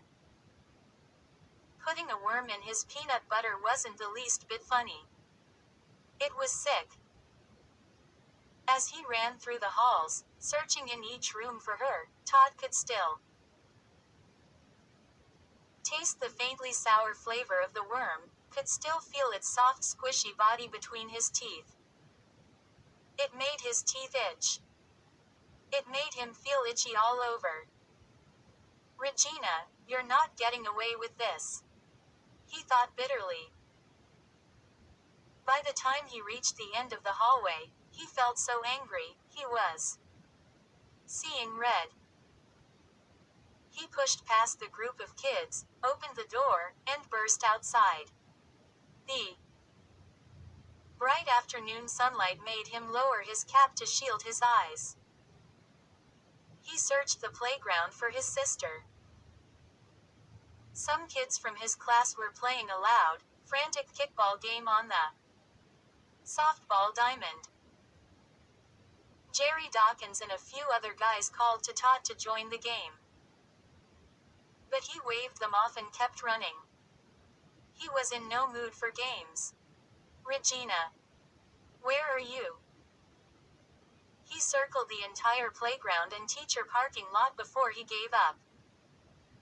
Then he slowly, unhappily trudged back toward the school building.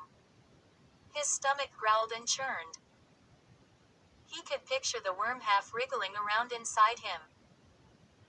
All around, kids were yelling and laughing and having fun. They didn't eat worms for lunch, Todd thought bitterly. They don't have a mean, vicious sister who tries to ruin their lives. He was nearly to the door, walking slowly, his head bowed, when he spotted Regina standing in the shade at the corner of the building. He stopped and watched her. She was talking to someone. Then she started to laugh. Keeping against the red brick wall, Todd edged a little closer. He could see 2 others in the shade with Regina. Beth and Patrick. All 3 of them were laughing now. What was so funny? Todd could feel the rage boiling up in him. As he crept closer, trying to hear what they were saying, he balled his hands into tight, angry fists. Pressing against the building, Todd stopped and listened. Regina said something. He couldn't make out the words. He took a step closer. Then one more. And he heard Beth laugh and say, "So Todd doesn't know you're doing it." And then Patrick replied, "Number. Todd doesn't know. He doesn't know I'm doing it." 18. Stunned, Todd jammed his back against the brick wall. Patrick. How can Patrick be doing it? Todd wondered. That's impossible. Unless Todd couldn't hold back any longer. He angrily stepped forward, feeling his face grow red hot. The 3 of them turned in surprise. "So you're doing it?" Todd cried to Patrick. "You're giving my sister the worms." "Huh. Worms." Patrick's mouth dropped open. He held a large sheet of construction paper in his hand. Todd saw him slip the sheet of paper behind his back. "Yeah. Worms," Todd repeated, snarling the words. "I heard what you said. Patrick." Patrick isn't giving me worms, Regina broke in. What is your problem, Todd? Why would I want worms? That's where you're getting them, Todd insisted. I heard you. I heard that whole thing. The three of them exchanged bewildered glances. I'm not into worms anymore, Patrick said. I tossed all my worms into my dad's garden. Liar, Todd accused in a low voice. No. It's true. I helped him, Beth said. I got bored with them. I don't collect them anymore, Patrick told him. I'm into comic strips now. Huh. Comic strips. Todd stared suspiciously at Patrick. The two girls began to grin. Yeah. I'm drawing comic strips, Patrick said. I'm a pretty good artist. He's just trying to confuse me, Todd thought angrily. Patrick. Give me a break, Todd muttered. You're a really bad liar. I heard what you were saying, and...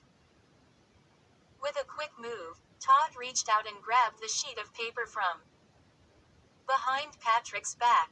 Hey, give that back. Patrick reached for it. But Todd swung it out of his reach. Huh.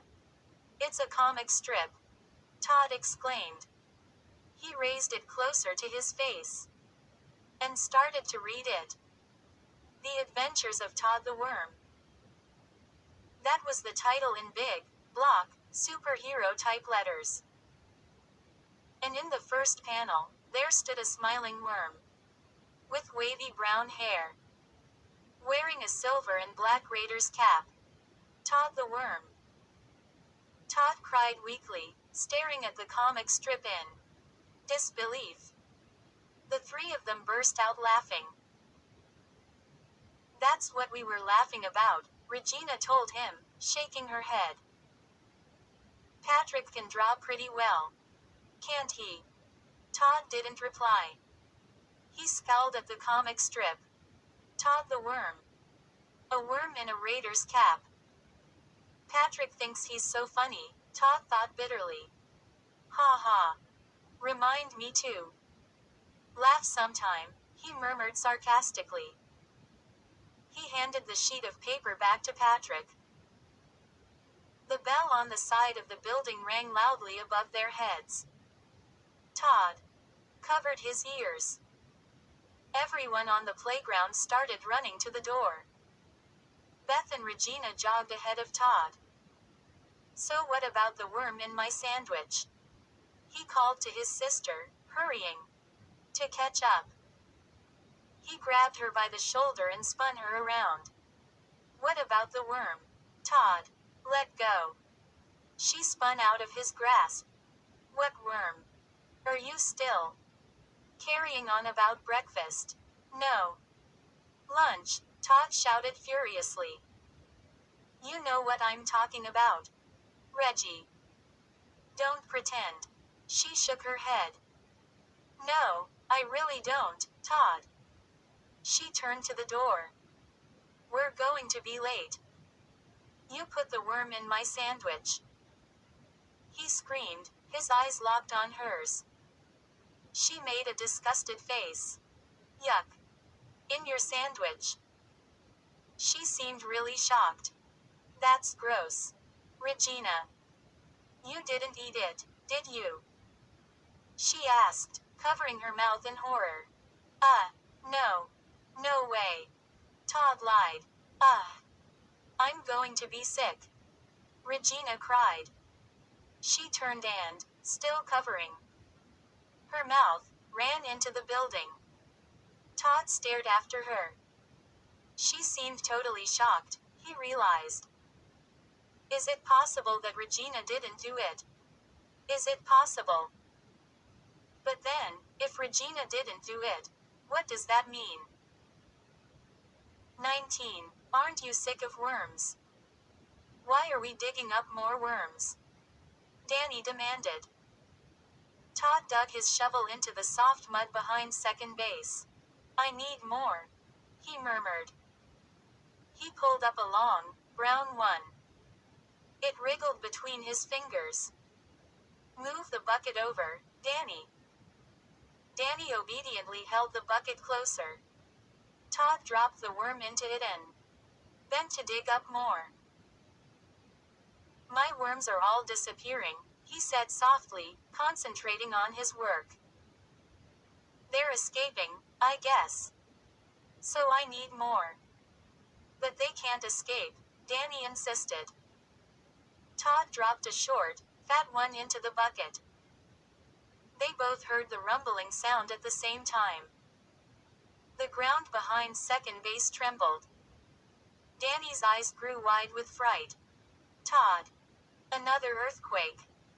Todd tilted his head as he listened. He dropped the shovel and placed both hands flat on the ground. It is shaking a little, he reported. We've got to go. Danny cried, climbing to his feet. We've got to tell someone. Nobody ever believes us, Todd replied, not moving from the ground. And, look. The rest of the playground doesn't seem to be shaking at all. The mud made a soft cracking sound as it trembled. Todd jumped to his feet and grabbed up the bucket. Maybe we should find another place to get worms, Danny suggested. Backing away from the spot, his eyes on the shaking ground. But this is the best spot, Todd replied. Maybe it is a sinkhole, Danny declared as they hurried off the playground. Did you see that sinkhole on the news? A big hole just opened up in somebody's backyard. And it grew bigger and bigger, and people fell in it and were swallowed up. Stop trying to scare me, Todd told his friend. I've got enough problems without worrying about sinkholes.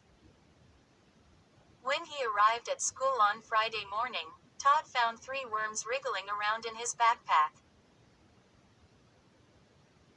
He calmly carried them out to the front of the school and deposited them in the dirt under the long hedge that lined the building. I'm going to stay calm, he decided. They're only worms, after all. And I like worms. I collect worms. I'm a worm expert. He returned to the building, frowning fretfully. If I'm such an expert, he asked himself, why can't I explain how the worms are following me everywhere? When he took out his math notebook an hour later, he found a mass of long, purple worms crawling around near the binding and between the pages. The kids sitting near him saw them and started pointing and screaming. Todd, Mr. Hargrove, the math teacher, said sternly, I think we saw enough of your worms at the Science Expo. I know you're attached to them. But do you have to bring them to math class? Everyone laughed. Todd could feel his face growing hot. Todd's saving them for lunch, Danny exclaimed from 2 rows behind him. Everyone laughed even louder. Thanks a bunch, Danny, Todd thought angrily. He scooped the worms up, carried them to the window, and lowered them to the ground. Later, in the lunchroom, Todd unwrapped his sandwich carefully. Peanut butter and jelly again. Danny leaned across the table, staring hard at the sandwich. Go ahead. Open it, he murmured. Todd hesitated, gripping the sandwich in both hands. How many worms would be crawling through the peanut butter this time? 2, 3, 10. Go ahead, Danny urged. What are you waiting for? Todd took a deep breath and held it. Then he slowly pulled apart the 2 slices of bread. 20. No worm, Todd declared. Both boys let out long sighs of relief. Danny sank back into his seat and picked up what was left of his ham sandwich. Todd didn't eat. He stared thoughtfully at the peanut butter covered with smears of grape jelly. They're going to drive me totally crazy, he muttered. What? Danny asked with a mouthful of sandwich. Nothing, Todd replied. His head itched. He pulled off his cap and reached up to scratch it. He expected to find a worm in his hair. But there wasn't one. Every time he opened his book bag, he expected to find worms. Every time he ate a meal, he expected to see a worm bobbing or wriggling or crawling or swimming through his food. He was starting to imagine worms everywhere. Everywhere. Todd had dinner at Danny's that night. Danny's mother served fried chicken and mashed potatoes. Then she and Danny's father argued all through dinner about where to go on their vacation, and whether or not they should save the money and buy a couch instead. Danny seemed really embarrassed about his parents' loud arguing. But Todd didn't mind it at all. He was so happy to relax and eat and not worry about finding any long, purple worms on his plate or in his glass. He and Danny went up to Danny's room and played video games for a few hours after dinner. Danny had a game called Worm Attack. Todd made him bury it deep in the closet. Danny's father drove Todd home at about 10. Todd's parents were already dressed for bed. Your mom and I both had rough days, Mr. Barstow explained. We're hitting the sack early. You can stay up and watch TV or something if you want, Todd. Todd didn't feel sleepy. So he went into the den and turned on the TV. He watched a Star Trek that he'd already seen. He was yawning and feeling tired by the time the show went off at 11. He turned off all the lights and made his way up to his room. He realized he was feeling really good, really relaxed. I haven't thought about worms all night, he told himself happily. He climbed out of his clothes, tossing them onto the floor, and pulled on his pajamas.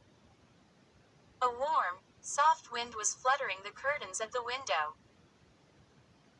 He could see a pale half-moon in the black nighttime sky. Clicking off the bed table lamp, Todd pulled back his covers and slipped into bed.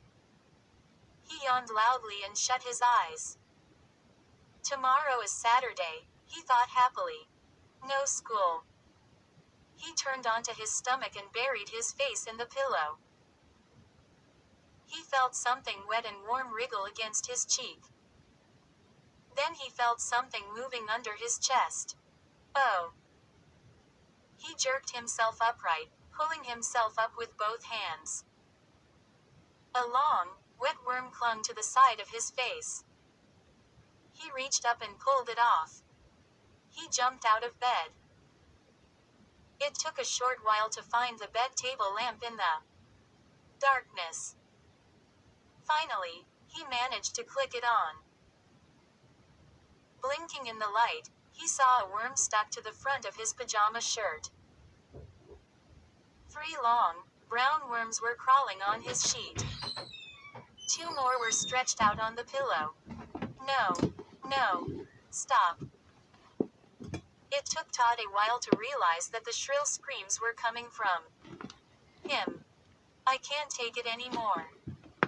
He shrieked, losing control. He pulled the worm off his pajama shirt and tossed it onto the bed beside the others. Regina, you've got to stop it. You've got to, Todd screamed. He spun around when he heard footsteps at the bedroom door. Mom. Todd wailed. Mom, look. He pointed frantically to the worms crawling on his pillow and bedsheet. Mrs. Barstow raised both hands to her cheeks in surprise. Mom. You've got to stop Regina. Todd pleaded. You've got to stop her. Look what she did. Look what she put in my bed. Mrs. Barstow moved quickly into the room and put an arm around Todd's trembling shoulders. But Regina isn't here, Todd, she said gently. Huh. He gaped at her in shock. Regina is at a sleepover at Beth's, his mother explained. Regina isn't here. 21. We'll have to have a long discussion about this in the morning, Mrs. Barstow said, her arm still around Todd's shoulders. Maybe your worms are escaping from the tank somehow. Maybe, Todd replied doubtfully. His mother lowered her eyes to the bed. Yuck. Take the worms back. Downstairs, Todd, and I'll change the sheets. Todd obediently lifted the worms off the sheet and pillowcase. 2 of them were mashed, but the rest were wriggling and squirming. They're taking their revenge, Todd thought with a shudder as he carried them out of the room. Regina was right. The worms are paying me back. The worms dangled from his hand as he carried them down to the basement. He dropped them into the tank.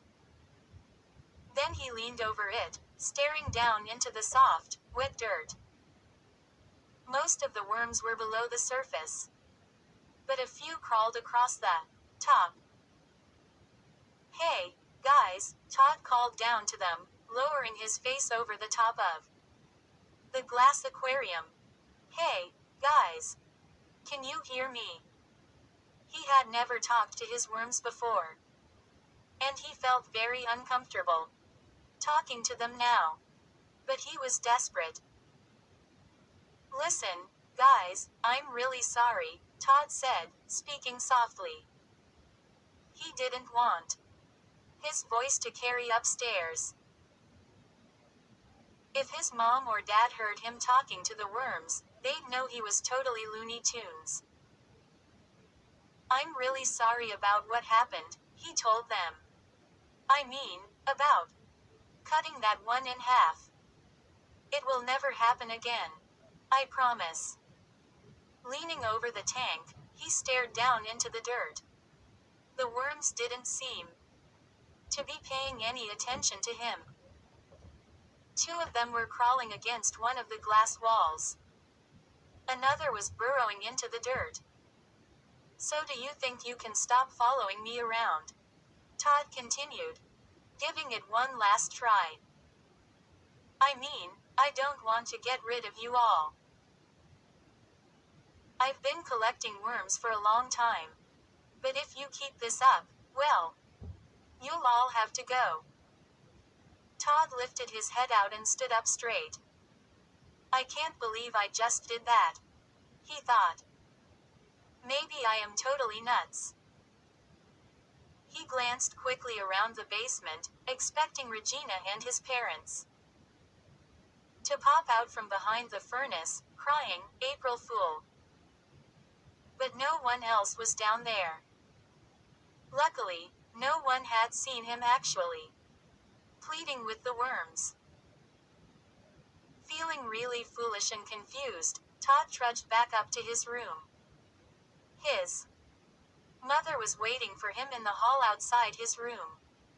What took so long? Nothing, Todd muttered, feeling himself blush. She swept a hand through his wavy, dark hair. I never get to see your hair, she said, smiling. It's always under that awful cap. Yeah. I know. Todd yawned. Go change your pajamas, she instructed him. Those have worm juice all over them. I'll run you a hot bath. No. No bath, Todd said sharply. I'm too tired.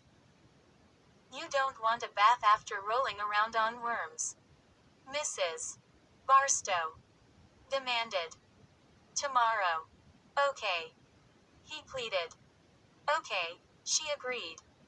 But change your pajamas. Good night. Todd watched her make her way downstairs. Then he returned to his room and changed into clean pajamas. He inspected the bed carefully, even though the sheets were new. Then he examined the pillow. When he was certain there were no worms, he turned off the light and slipped into bed. Lying on his back, he stared out the window at the pale half moon and thought about the worms. Regina was sleeping over at Beth's, but the bed was full of worms. How? How were they wriggling into his backpack? Into his notebooks? Into his breakfast? His lunch? The room began to whirl. Todd felt dizzy. So sleepy. So very sleepy. But he couldn't stop puzzling about the worms. Such a mystery. The night sky grew darker. The moon rose away from the window. It's so late, Todd thought, and I can't get to sleep. Maybe I do need a hot bath, he told himself, lowering his feet to the floor. Baths always relaxed him. He crept silently out of his room and down the hall to the bathroom. He didn't want to wake his parents. Closing the bathroom door behind him, he clicked on the light. Then he turned on the water and filled the tub, making it nice and hot. When the water was nearly to the top, he pulled off his pajamas. Then he lowered himself into the steamy water. He hummed aloud as he settled into it. The hot water felt so good, so soothing. This was a good idea, he told himself, resting his head against the back of the tub. He smiled and shut his eyes. Just what I needed. A soft splash made Todd open his eyes and glance at the faucet. Had he forgotten to turn it off? Another splash. Oh. Todd let out a soft moan as a fat purple worm slid out of the faucet and hit the water. Oh, no. Splash. Another worm dropped from the faucet. Then two more. They hit the surface of the water and plunged to the tub bottom just past Todd's feet. Hey. He pulled his feet away and drew himself up to a sitting position. What's going on? As Todd stared in horror, brown and purple worms tumbled from the faucet. 3 and 4 at a time, splashing into the tub. He raised his eyes to see more worms. Sliding down the tile wall, plopping onto the water, onto his legs, onto his shoulders. No. He struggled to climb out, trying to push himself to his feet with both hands. But the tub bottom was covered with wriggling, swimming, slithering worms. And his hands kept slipping out from under him. Help. Breathing hard, he managed to climb to his knees. Worms clung to his back, his shoulders. He could feel them crawling over his hot, wet skin. More worms tumbled down the wall. They seemed to be raining from the ceiling. More and more poured out of the faucet.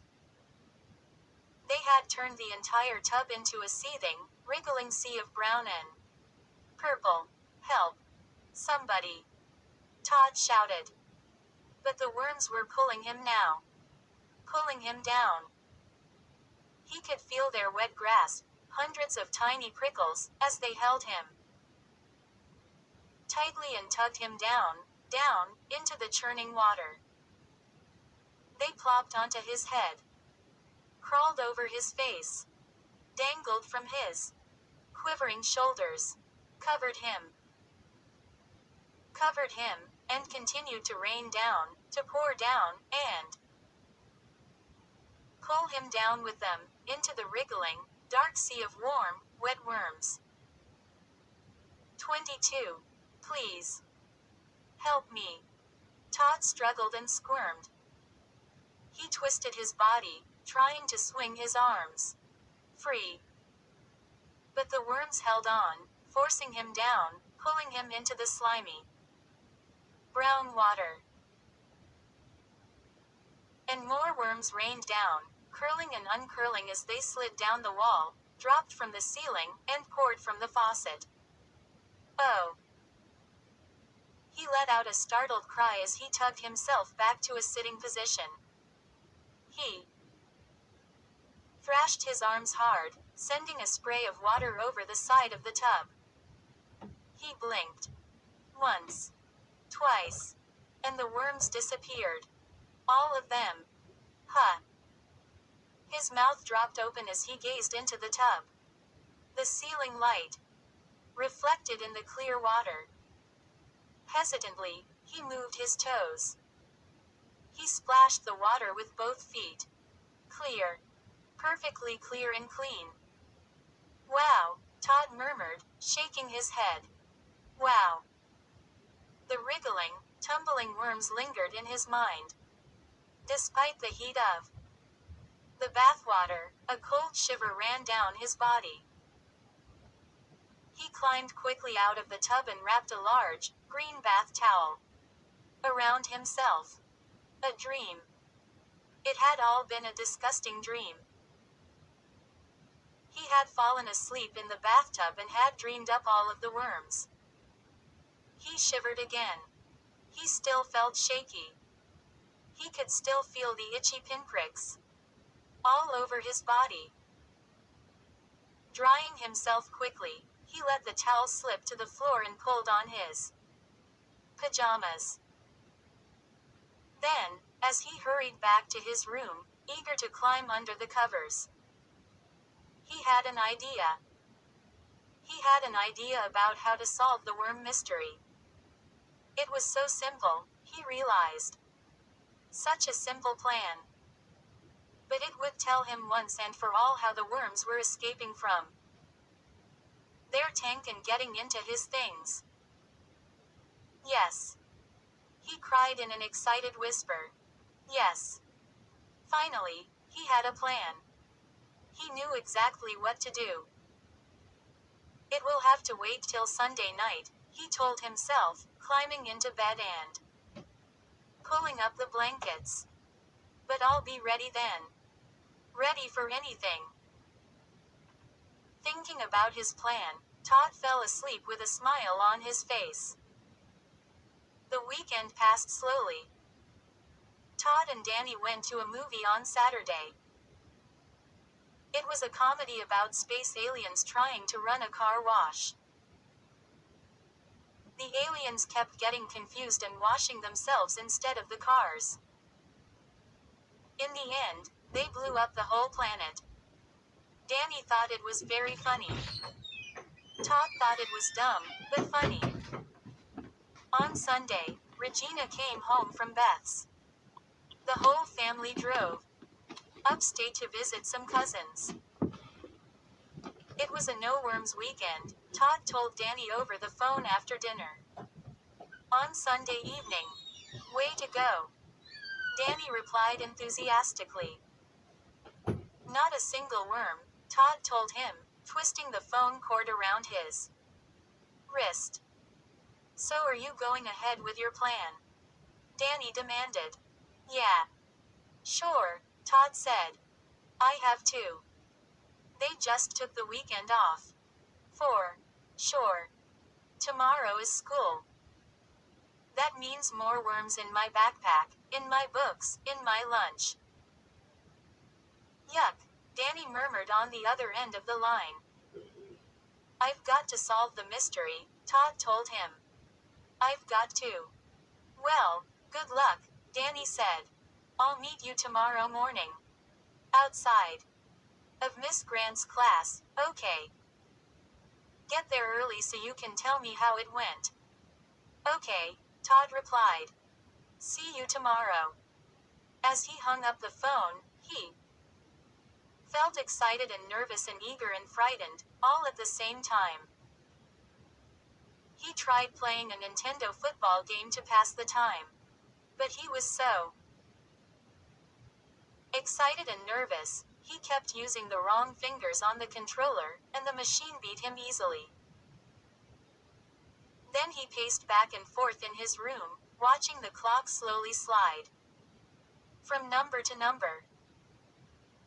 At 10:30, he and Regina said goodnight to their parents and returned to their rooms. Todd changed into his pajamas, turned out the lights, then sat on the edge of his bed, waiting for his parents to go to bed. He heard their door close at 11:15. Then he waited another 15 minutes, sitting tensely in the dark, listening to the soft creaks and groans of the house, listening to the heavy silence. A little after 11:30, Todd climbed out of his bed and tiptoed silently out of his room. It's time, he told himself, creeping down the dark hall to the stairs. Time to get to the bottom of this. Time to solve the mystery of the worms. 23. The basement stairs creaked loudly under Todd's bare feet. But there was nothing he could do about that. He tried to move as silently as a mouse.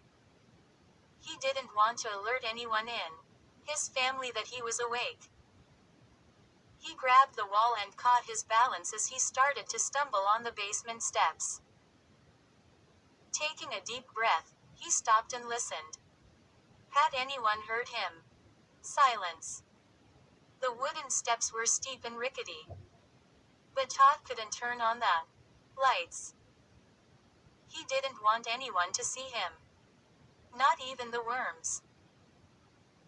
A pale square of light spread across the basement floor, moonlight pouring through the narrow window up near the basement ceiling. Todd stepped around the light, keeping in the dark shadows. His heart pounded as he made his way slowly, carefully across the room. Ow! He let out a whispered cry as he banged his waist into the corner of the ping-pong table. He quickly covered his mouth before he could cry out again. The pain slowly faded. Rubbing his side, Todd picked up a tall stool and carried it over to one of the concrete beams that rose from floor to ceiling. He set the stool down slowly, carefully. Gazing around the beam, he could see the worm tank on its table. The glass tank reflected the glow of the moonlight that invaded the dark basement. Todd lifted himself silently onto the stool. Hidden behind the square concrete beam, he could watch the worms. But they couldn't see him. He gripped his hands around the beam and steadied himself on the tall stool. Glancing up, he saw the high window, filled with moonlight, glow like silver. The light cast eerie shadows over the entire basement. Todd forced his breathing to slow to normal. Got to take it easy. It may be a long wait, he told himself. I may be sitting here, watching the worm tank all night. What did he expect to see? He wasn't sure. But he knew something would happen. Something would happen to explain the mystery of the worms to him. Leaning against the beam, Todd stared at the glass aquarium tank. Were the worms plotting and planning inside? Were they deciding which ones of them would crawl upstairs and climb into Todd's things? Todd suddenly imagined a different story. Glancing back at the silvery basement window, he imagined it opening. He imagined a dark figure sliding into the basement. Patrick. He imagined Patrick lowering himself onto the basement floor, then crossing the room to the worm tank. He imagined Patrick pulling up worms from the tank and sneaking upstairs with them. Todd could see Patrick grinning as he dropped the worms into Todd's backpack, slipped one into the cornflakes box, hid one in Todd's sneaker. It's possible, Todd told himself, turning his attention back to the worms. It isn't a totally crazy idea. It isn't as crazy an idea as a bunch of worms planning their revenge. He yawned, covering his mouth so the worms wouldn't hear. How long will I have to sit here? He wondered. He felt a chill at the back of his neck. It was creepy down here in the dark. What were those soft skittering sounds? Mice. He didn't have long to think about them. A loud creak behind him made Todd gasp. He gripped the concrete beam. The stairs began to groan. He heard the slow thud of footsteps. Footsteps growing louder, moving down the stairs. Todd lowered his feet to the floor. He pressed himself tightly behind the beam, trying to hide. The stairs creaked and groaned. The thud of footsteps stopped at the bottom of the steps. Todd squinted hard into the darkness. Who was it? Who was sneaking down to the basement? Who was sneaking down to the worm tank? Who? 24. Todd gasped as the ceiling lights flickered on. It took a second or two for his eyes to adjust to the bright fluorescent light. Then he saw the figure standing at the light switch. Dad! Todd cried. Mr. Barstow jumped in surprise. He had a yellow bathrobe slung loosely around him. He carried one of Todd's baseball bats in both hands, raised waist high. Dad! What are you doing down here? Todd cried shrilly. Todd's father lowered the baseball bat. His mouth dropped open as he squinted across the room at Todd. What are you doing down here? He demanded. I'm, watching the worms, Todd confessed. Mr. Barstow let the bat drop to the floor. It clanked noisily at his feet. He made his way quickly over to Todd, carefully stepping around the ping-pong table. I heard the basement steps creaking, he told Todd. I heard a crash down here, someone banging into the ping-pong table. I thought it was a burglar. So I grabbed the bat and came down to investigate. It's just me, Dad, Todd said. I had to find out how my worms are getting into my stuff. So I decided to watch them all night and see if I've had it with those worms. Mr. Barstow exclaimed angrily. But, Dad, Todd protested. What's going on down there? Are you okay? Mrs. Barstow called from the top of the stairs. Everything is okay, dear. Todd's father called. It's just more worm trouble. Those disgusting worms again. Come up here and get back to bed, Mrs. Barstow ordered. Todd could hear her padding back to her room. Those worms are out of here tomorrow, Mr. Barstow said sternly, tightening the belt of the yellow robe. What? Todd cried. Dad, please. Enough is enough, Todd. I don't understand what's been going on with your worms, his father said, frowning, resting his hands on his waist. But I can't have you scaring everyone in the house, sneaking around in the middle of the night, sitting in the dark, staring at a tank of worms instead of getting your sleep. But, Todd sputtered. Mr.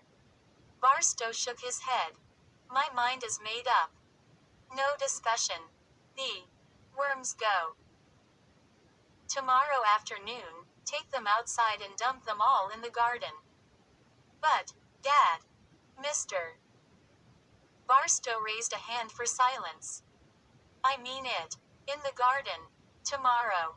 Afternoon. I'm sure you can find something better to collect than worms. He placed both hands on Todd's shoulders and marched him toward the stairs. Todd sighed unhappily, but didn't say any more. He knew better than to argue with his father.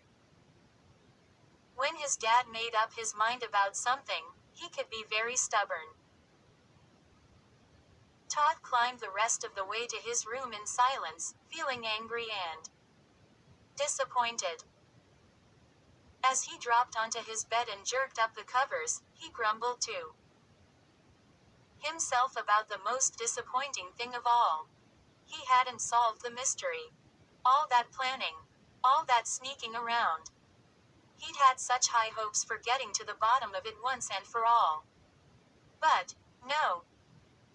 Not only was he about to lose all of his worms, but now he would never know how the worms got into his things. I don't care about those stupid worms, he told himself. I don't care that I have to throw them all away. All I really care about is solving the mystery. Angry and frustrated, Todd turned and started to punch his pillow. Hard.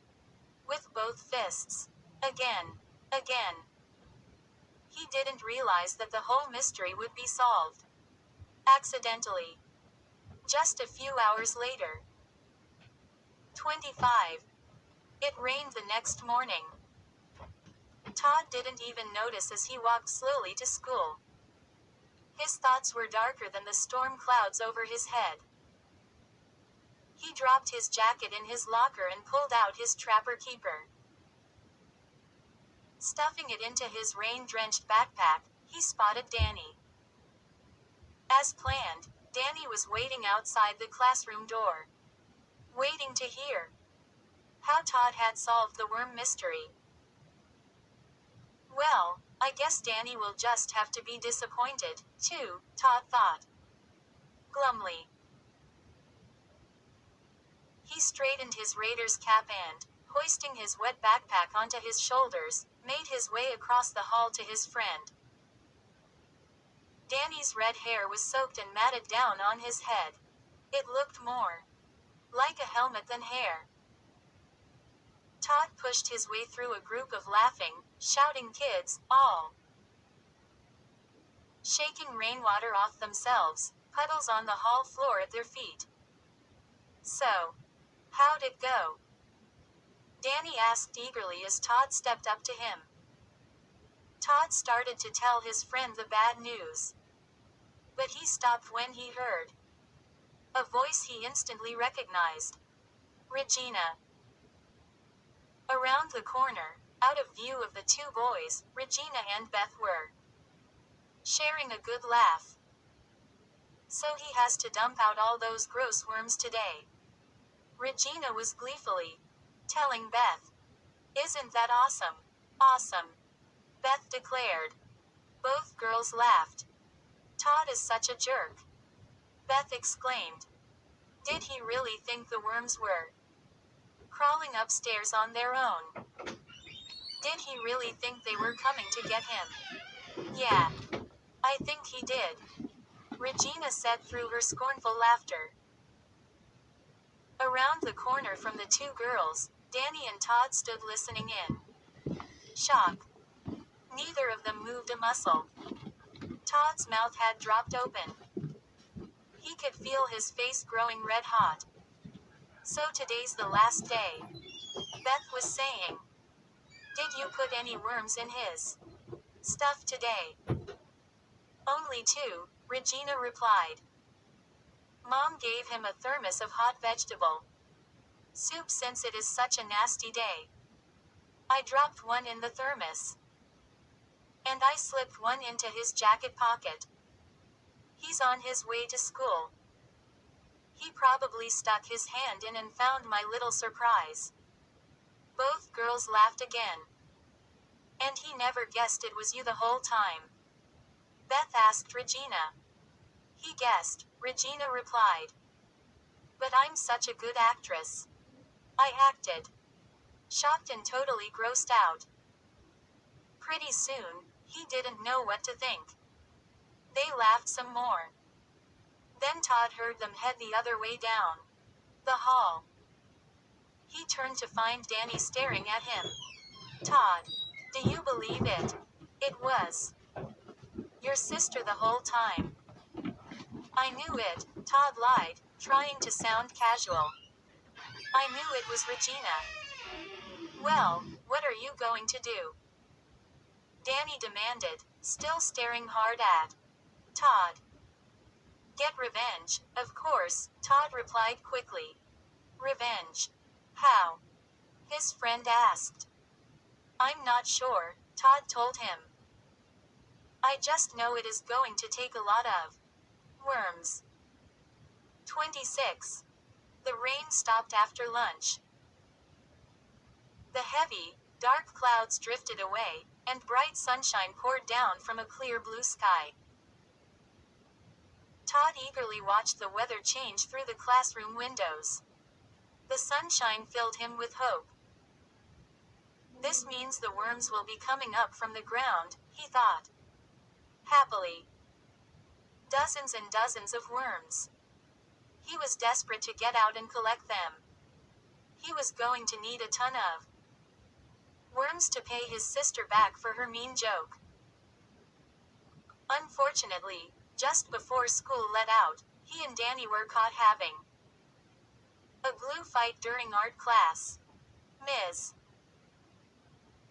Travian T, the art teacher, made them both stay after school and clean up all the paintbrushes.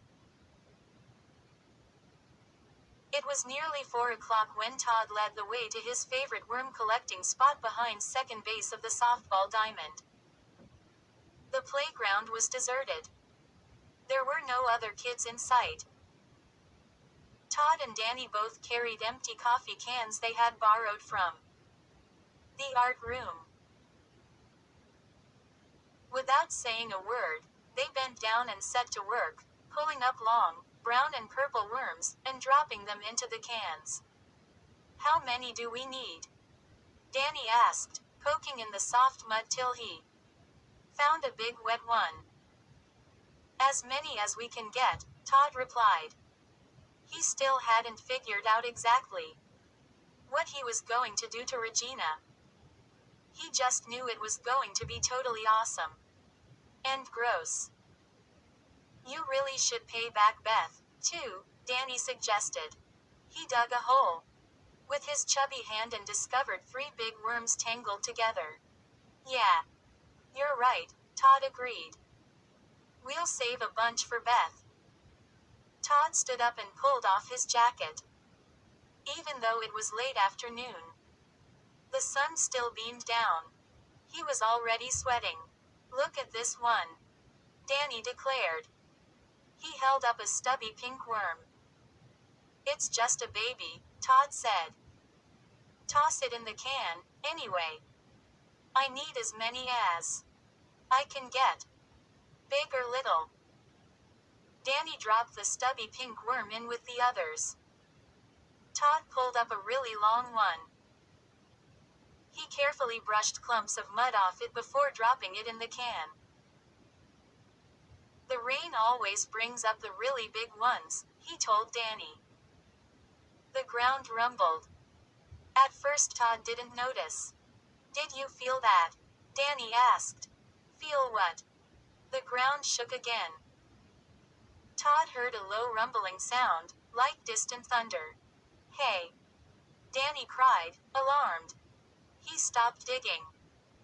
That always happens, Todd told him. No big deal. Keep digging. Danny dug his hand back into the mud. But he jerked it out quickly when the ground shook again, harder this time. Hey! Why is this happening again? He cried. I told you. It's nothing, Todd insisted. But then a loud roar made them both cry out. The entire playground seemed to tremble. The roar grew louder, closer. The ground shook. Then both boys heard a cracking sound. Todd started to his feet. But the ground shook so hard, he tumbled back. Down to his knees. Crack. Oh, no! Danny cried. They both saw the dirt pull apart between them. It looked like a dark wound. Opening up. Another rumble. The ground quivered and shook. The mud split open. Wider. Wider. And something poked up from under the ground.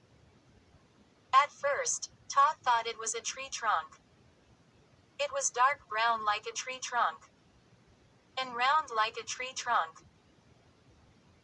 But it was moving too fast to be a tree, rising up from the opening in the mud. And as the ground shook and the rumbling rose to a roar, Todd and Danny both realized that they were gaping in horror at a giant worm. A worm as thick as a tree trunk. Up, up it stretched, up from the mud, darting and dipping its enormous head. Todd uttered a shriek of terror, and turned to run. But his feet slipped on the wet, quivering mud. He fell forward, landing hard on his knees and elbows. And before he could pull himself up, the enormous worm swung around him, swung around his waist, circled him, pulled itself tight. Oh! He uttered a cry of panic. A crazy thought burst into Todd's head. This is the mother worm. She's come up to protect her babies. And then another crazy thought. The worms are really getting their revenge. This time. And then he had no more time for crazy thoughts. Or any other kinds of thoughts. Because the enormous worm was tightening itself around Todd's waist.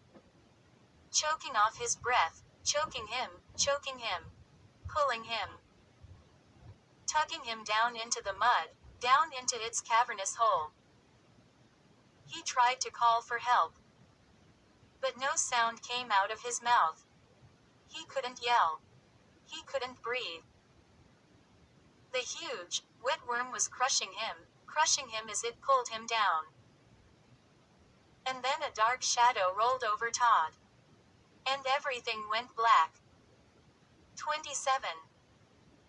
Danny grabbed Todd's feet and tried to pull him free. But the worm had wrapped itself around Todd's waist like a tight belt. Danny pulled Todd's ankles. Pulled hard. But he couldn't free his friend. And now the worm was disappearing back into the gaping hole in the mud. And taking Todd down with him. And suddenly they were all covered in shadow. Huh. Danny let out a startled gasp. And raised his eyes to see what caused the shadow. And saw the enormous robin bouncing along over the grass. Hey! He frantically called out. Regina. Beth.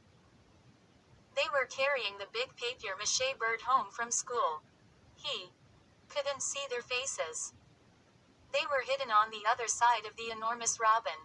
Regina. Help us. And then the bird's shadow rolled over Danny and Todd. And the worm jerked straight up. And began to tremble. Did it see the shadow of the bird? It jerked straight up. And let go of Todd. Todd slid to the ground. And the quivering worm began to lower itself. Instantly, with a sickening sucking sound, it dove back into the mud. Gasping for breath, Todd scrambled away on all fours. The worm. It thinks Christopher Robin is a real bird. He realized. When he glanced back, the worm had vanished back under the ground. Regina. Beth. Todd and Danny shouted together. The two girls slowly lowered their science project to the ground. What do you want? What are you two doing here?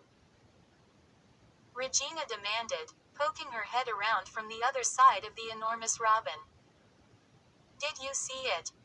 Todd cried breathlessly. Did you see the worm? It was so huge. Danny added, pulling Todd to his feet. It was as tall as a building. Ha ha, Beth said sarcastically. You guys must think we're really dumb. No way we're going to believe you caught a giant worm. Regina added, shaking her head. You didn't see it. Todd cried weakly. You really didn't see it. We're not making it up. Danny shouted angrily. It grabbed Todd. It was huge and brown and slimy. It was pulling Todd down. Give us a break, Beth groaned. Go eat worms, Regina said. They hoisted up their giant robin and continued their slow trek toward the street. Todd watched the bird's wide shadow roll over the grass. The shadow that had saved his life. Then he turned to Danny with a weary shrug. Might as well go home, he said softly. I'm not sure I believe it myself. Todd tossed all of his worms into the garden that afternoon. He told everyone he never wanted to see a worm again. When Danny came over to Todd's house a few weeks later, he found Todd down in the basement, busy with a new hobby. What are you doing? Danny asked. Todd's eyes remained on the fluttering creature inside the glass jar on the work table. I'm chloroforming this butterfly, he told his friend. Huh? What do you mean? Danny asked. I dipped a wad of cotton in chloroform and dropped it into the jar. It will kill the butterfly. Watch. When the gold and black butterfly stopped fluttering, Todd carefully opened the jar. He lifted the butterfly out with long tweezers and gently spread its wings. Then he hung it on a board by sticking a long pin through its middle. You're collecting butterflies now? Danny asked in surprise. Todd nodded. Butterflies are so gentle, so pretty, he said, concentrating on his work. Todd has changed a lot, Regina announced, appearing at the bottom of the stairs. He isn't into gross anymore. Now he's into things that are soft and beautiful. Let me show you some of my most beautiful butterfly specimens, Todd told Danny. I have a few monarchs that will knock your eyes out. Everyone was happy about Todd's new hobby. Especially Regina. There were no more cruel practical jokes played in the Barstow house. Then, one night, Todd gazed up from his work table and uttered a horrified cry as he saw the big creature fluttering toward him. An enormous butterfly, as big as a bedsheet, carrying an enormous silver pin. What are you going to do? Todd cried.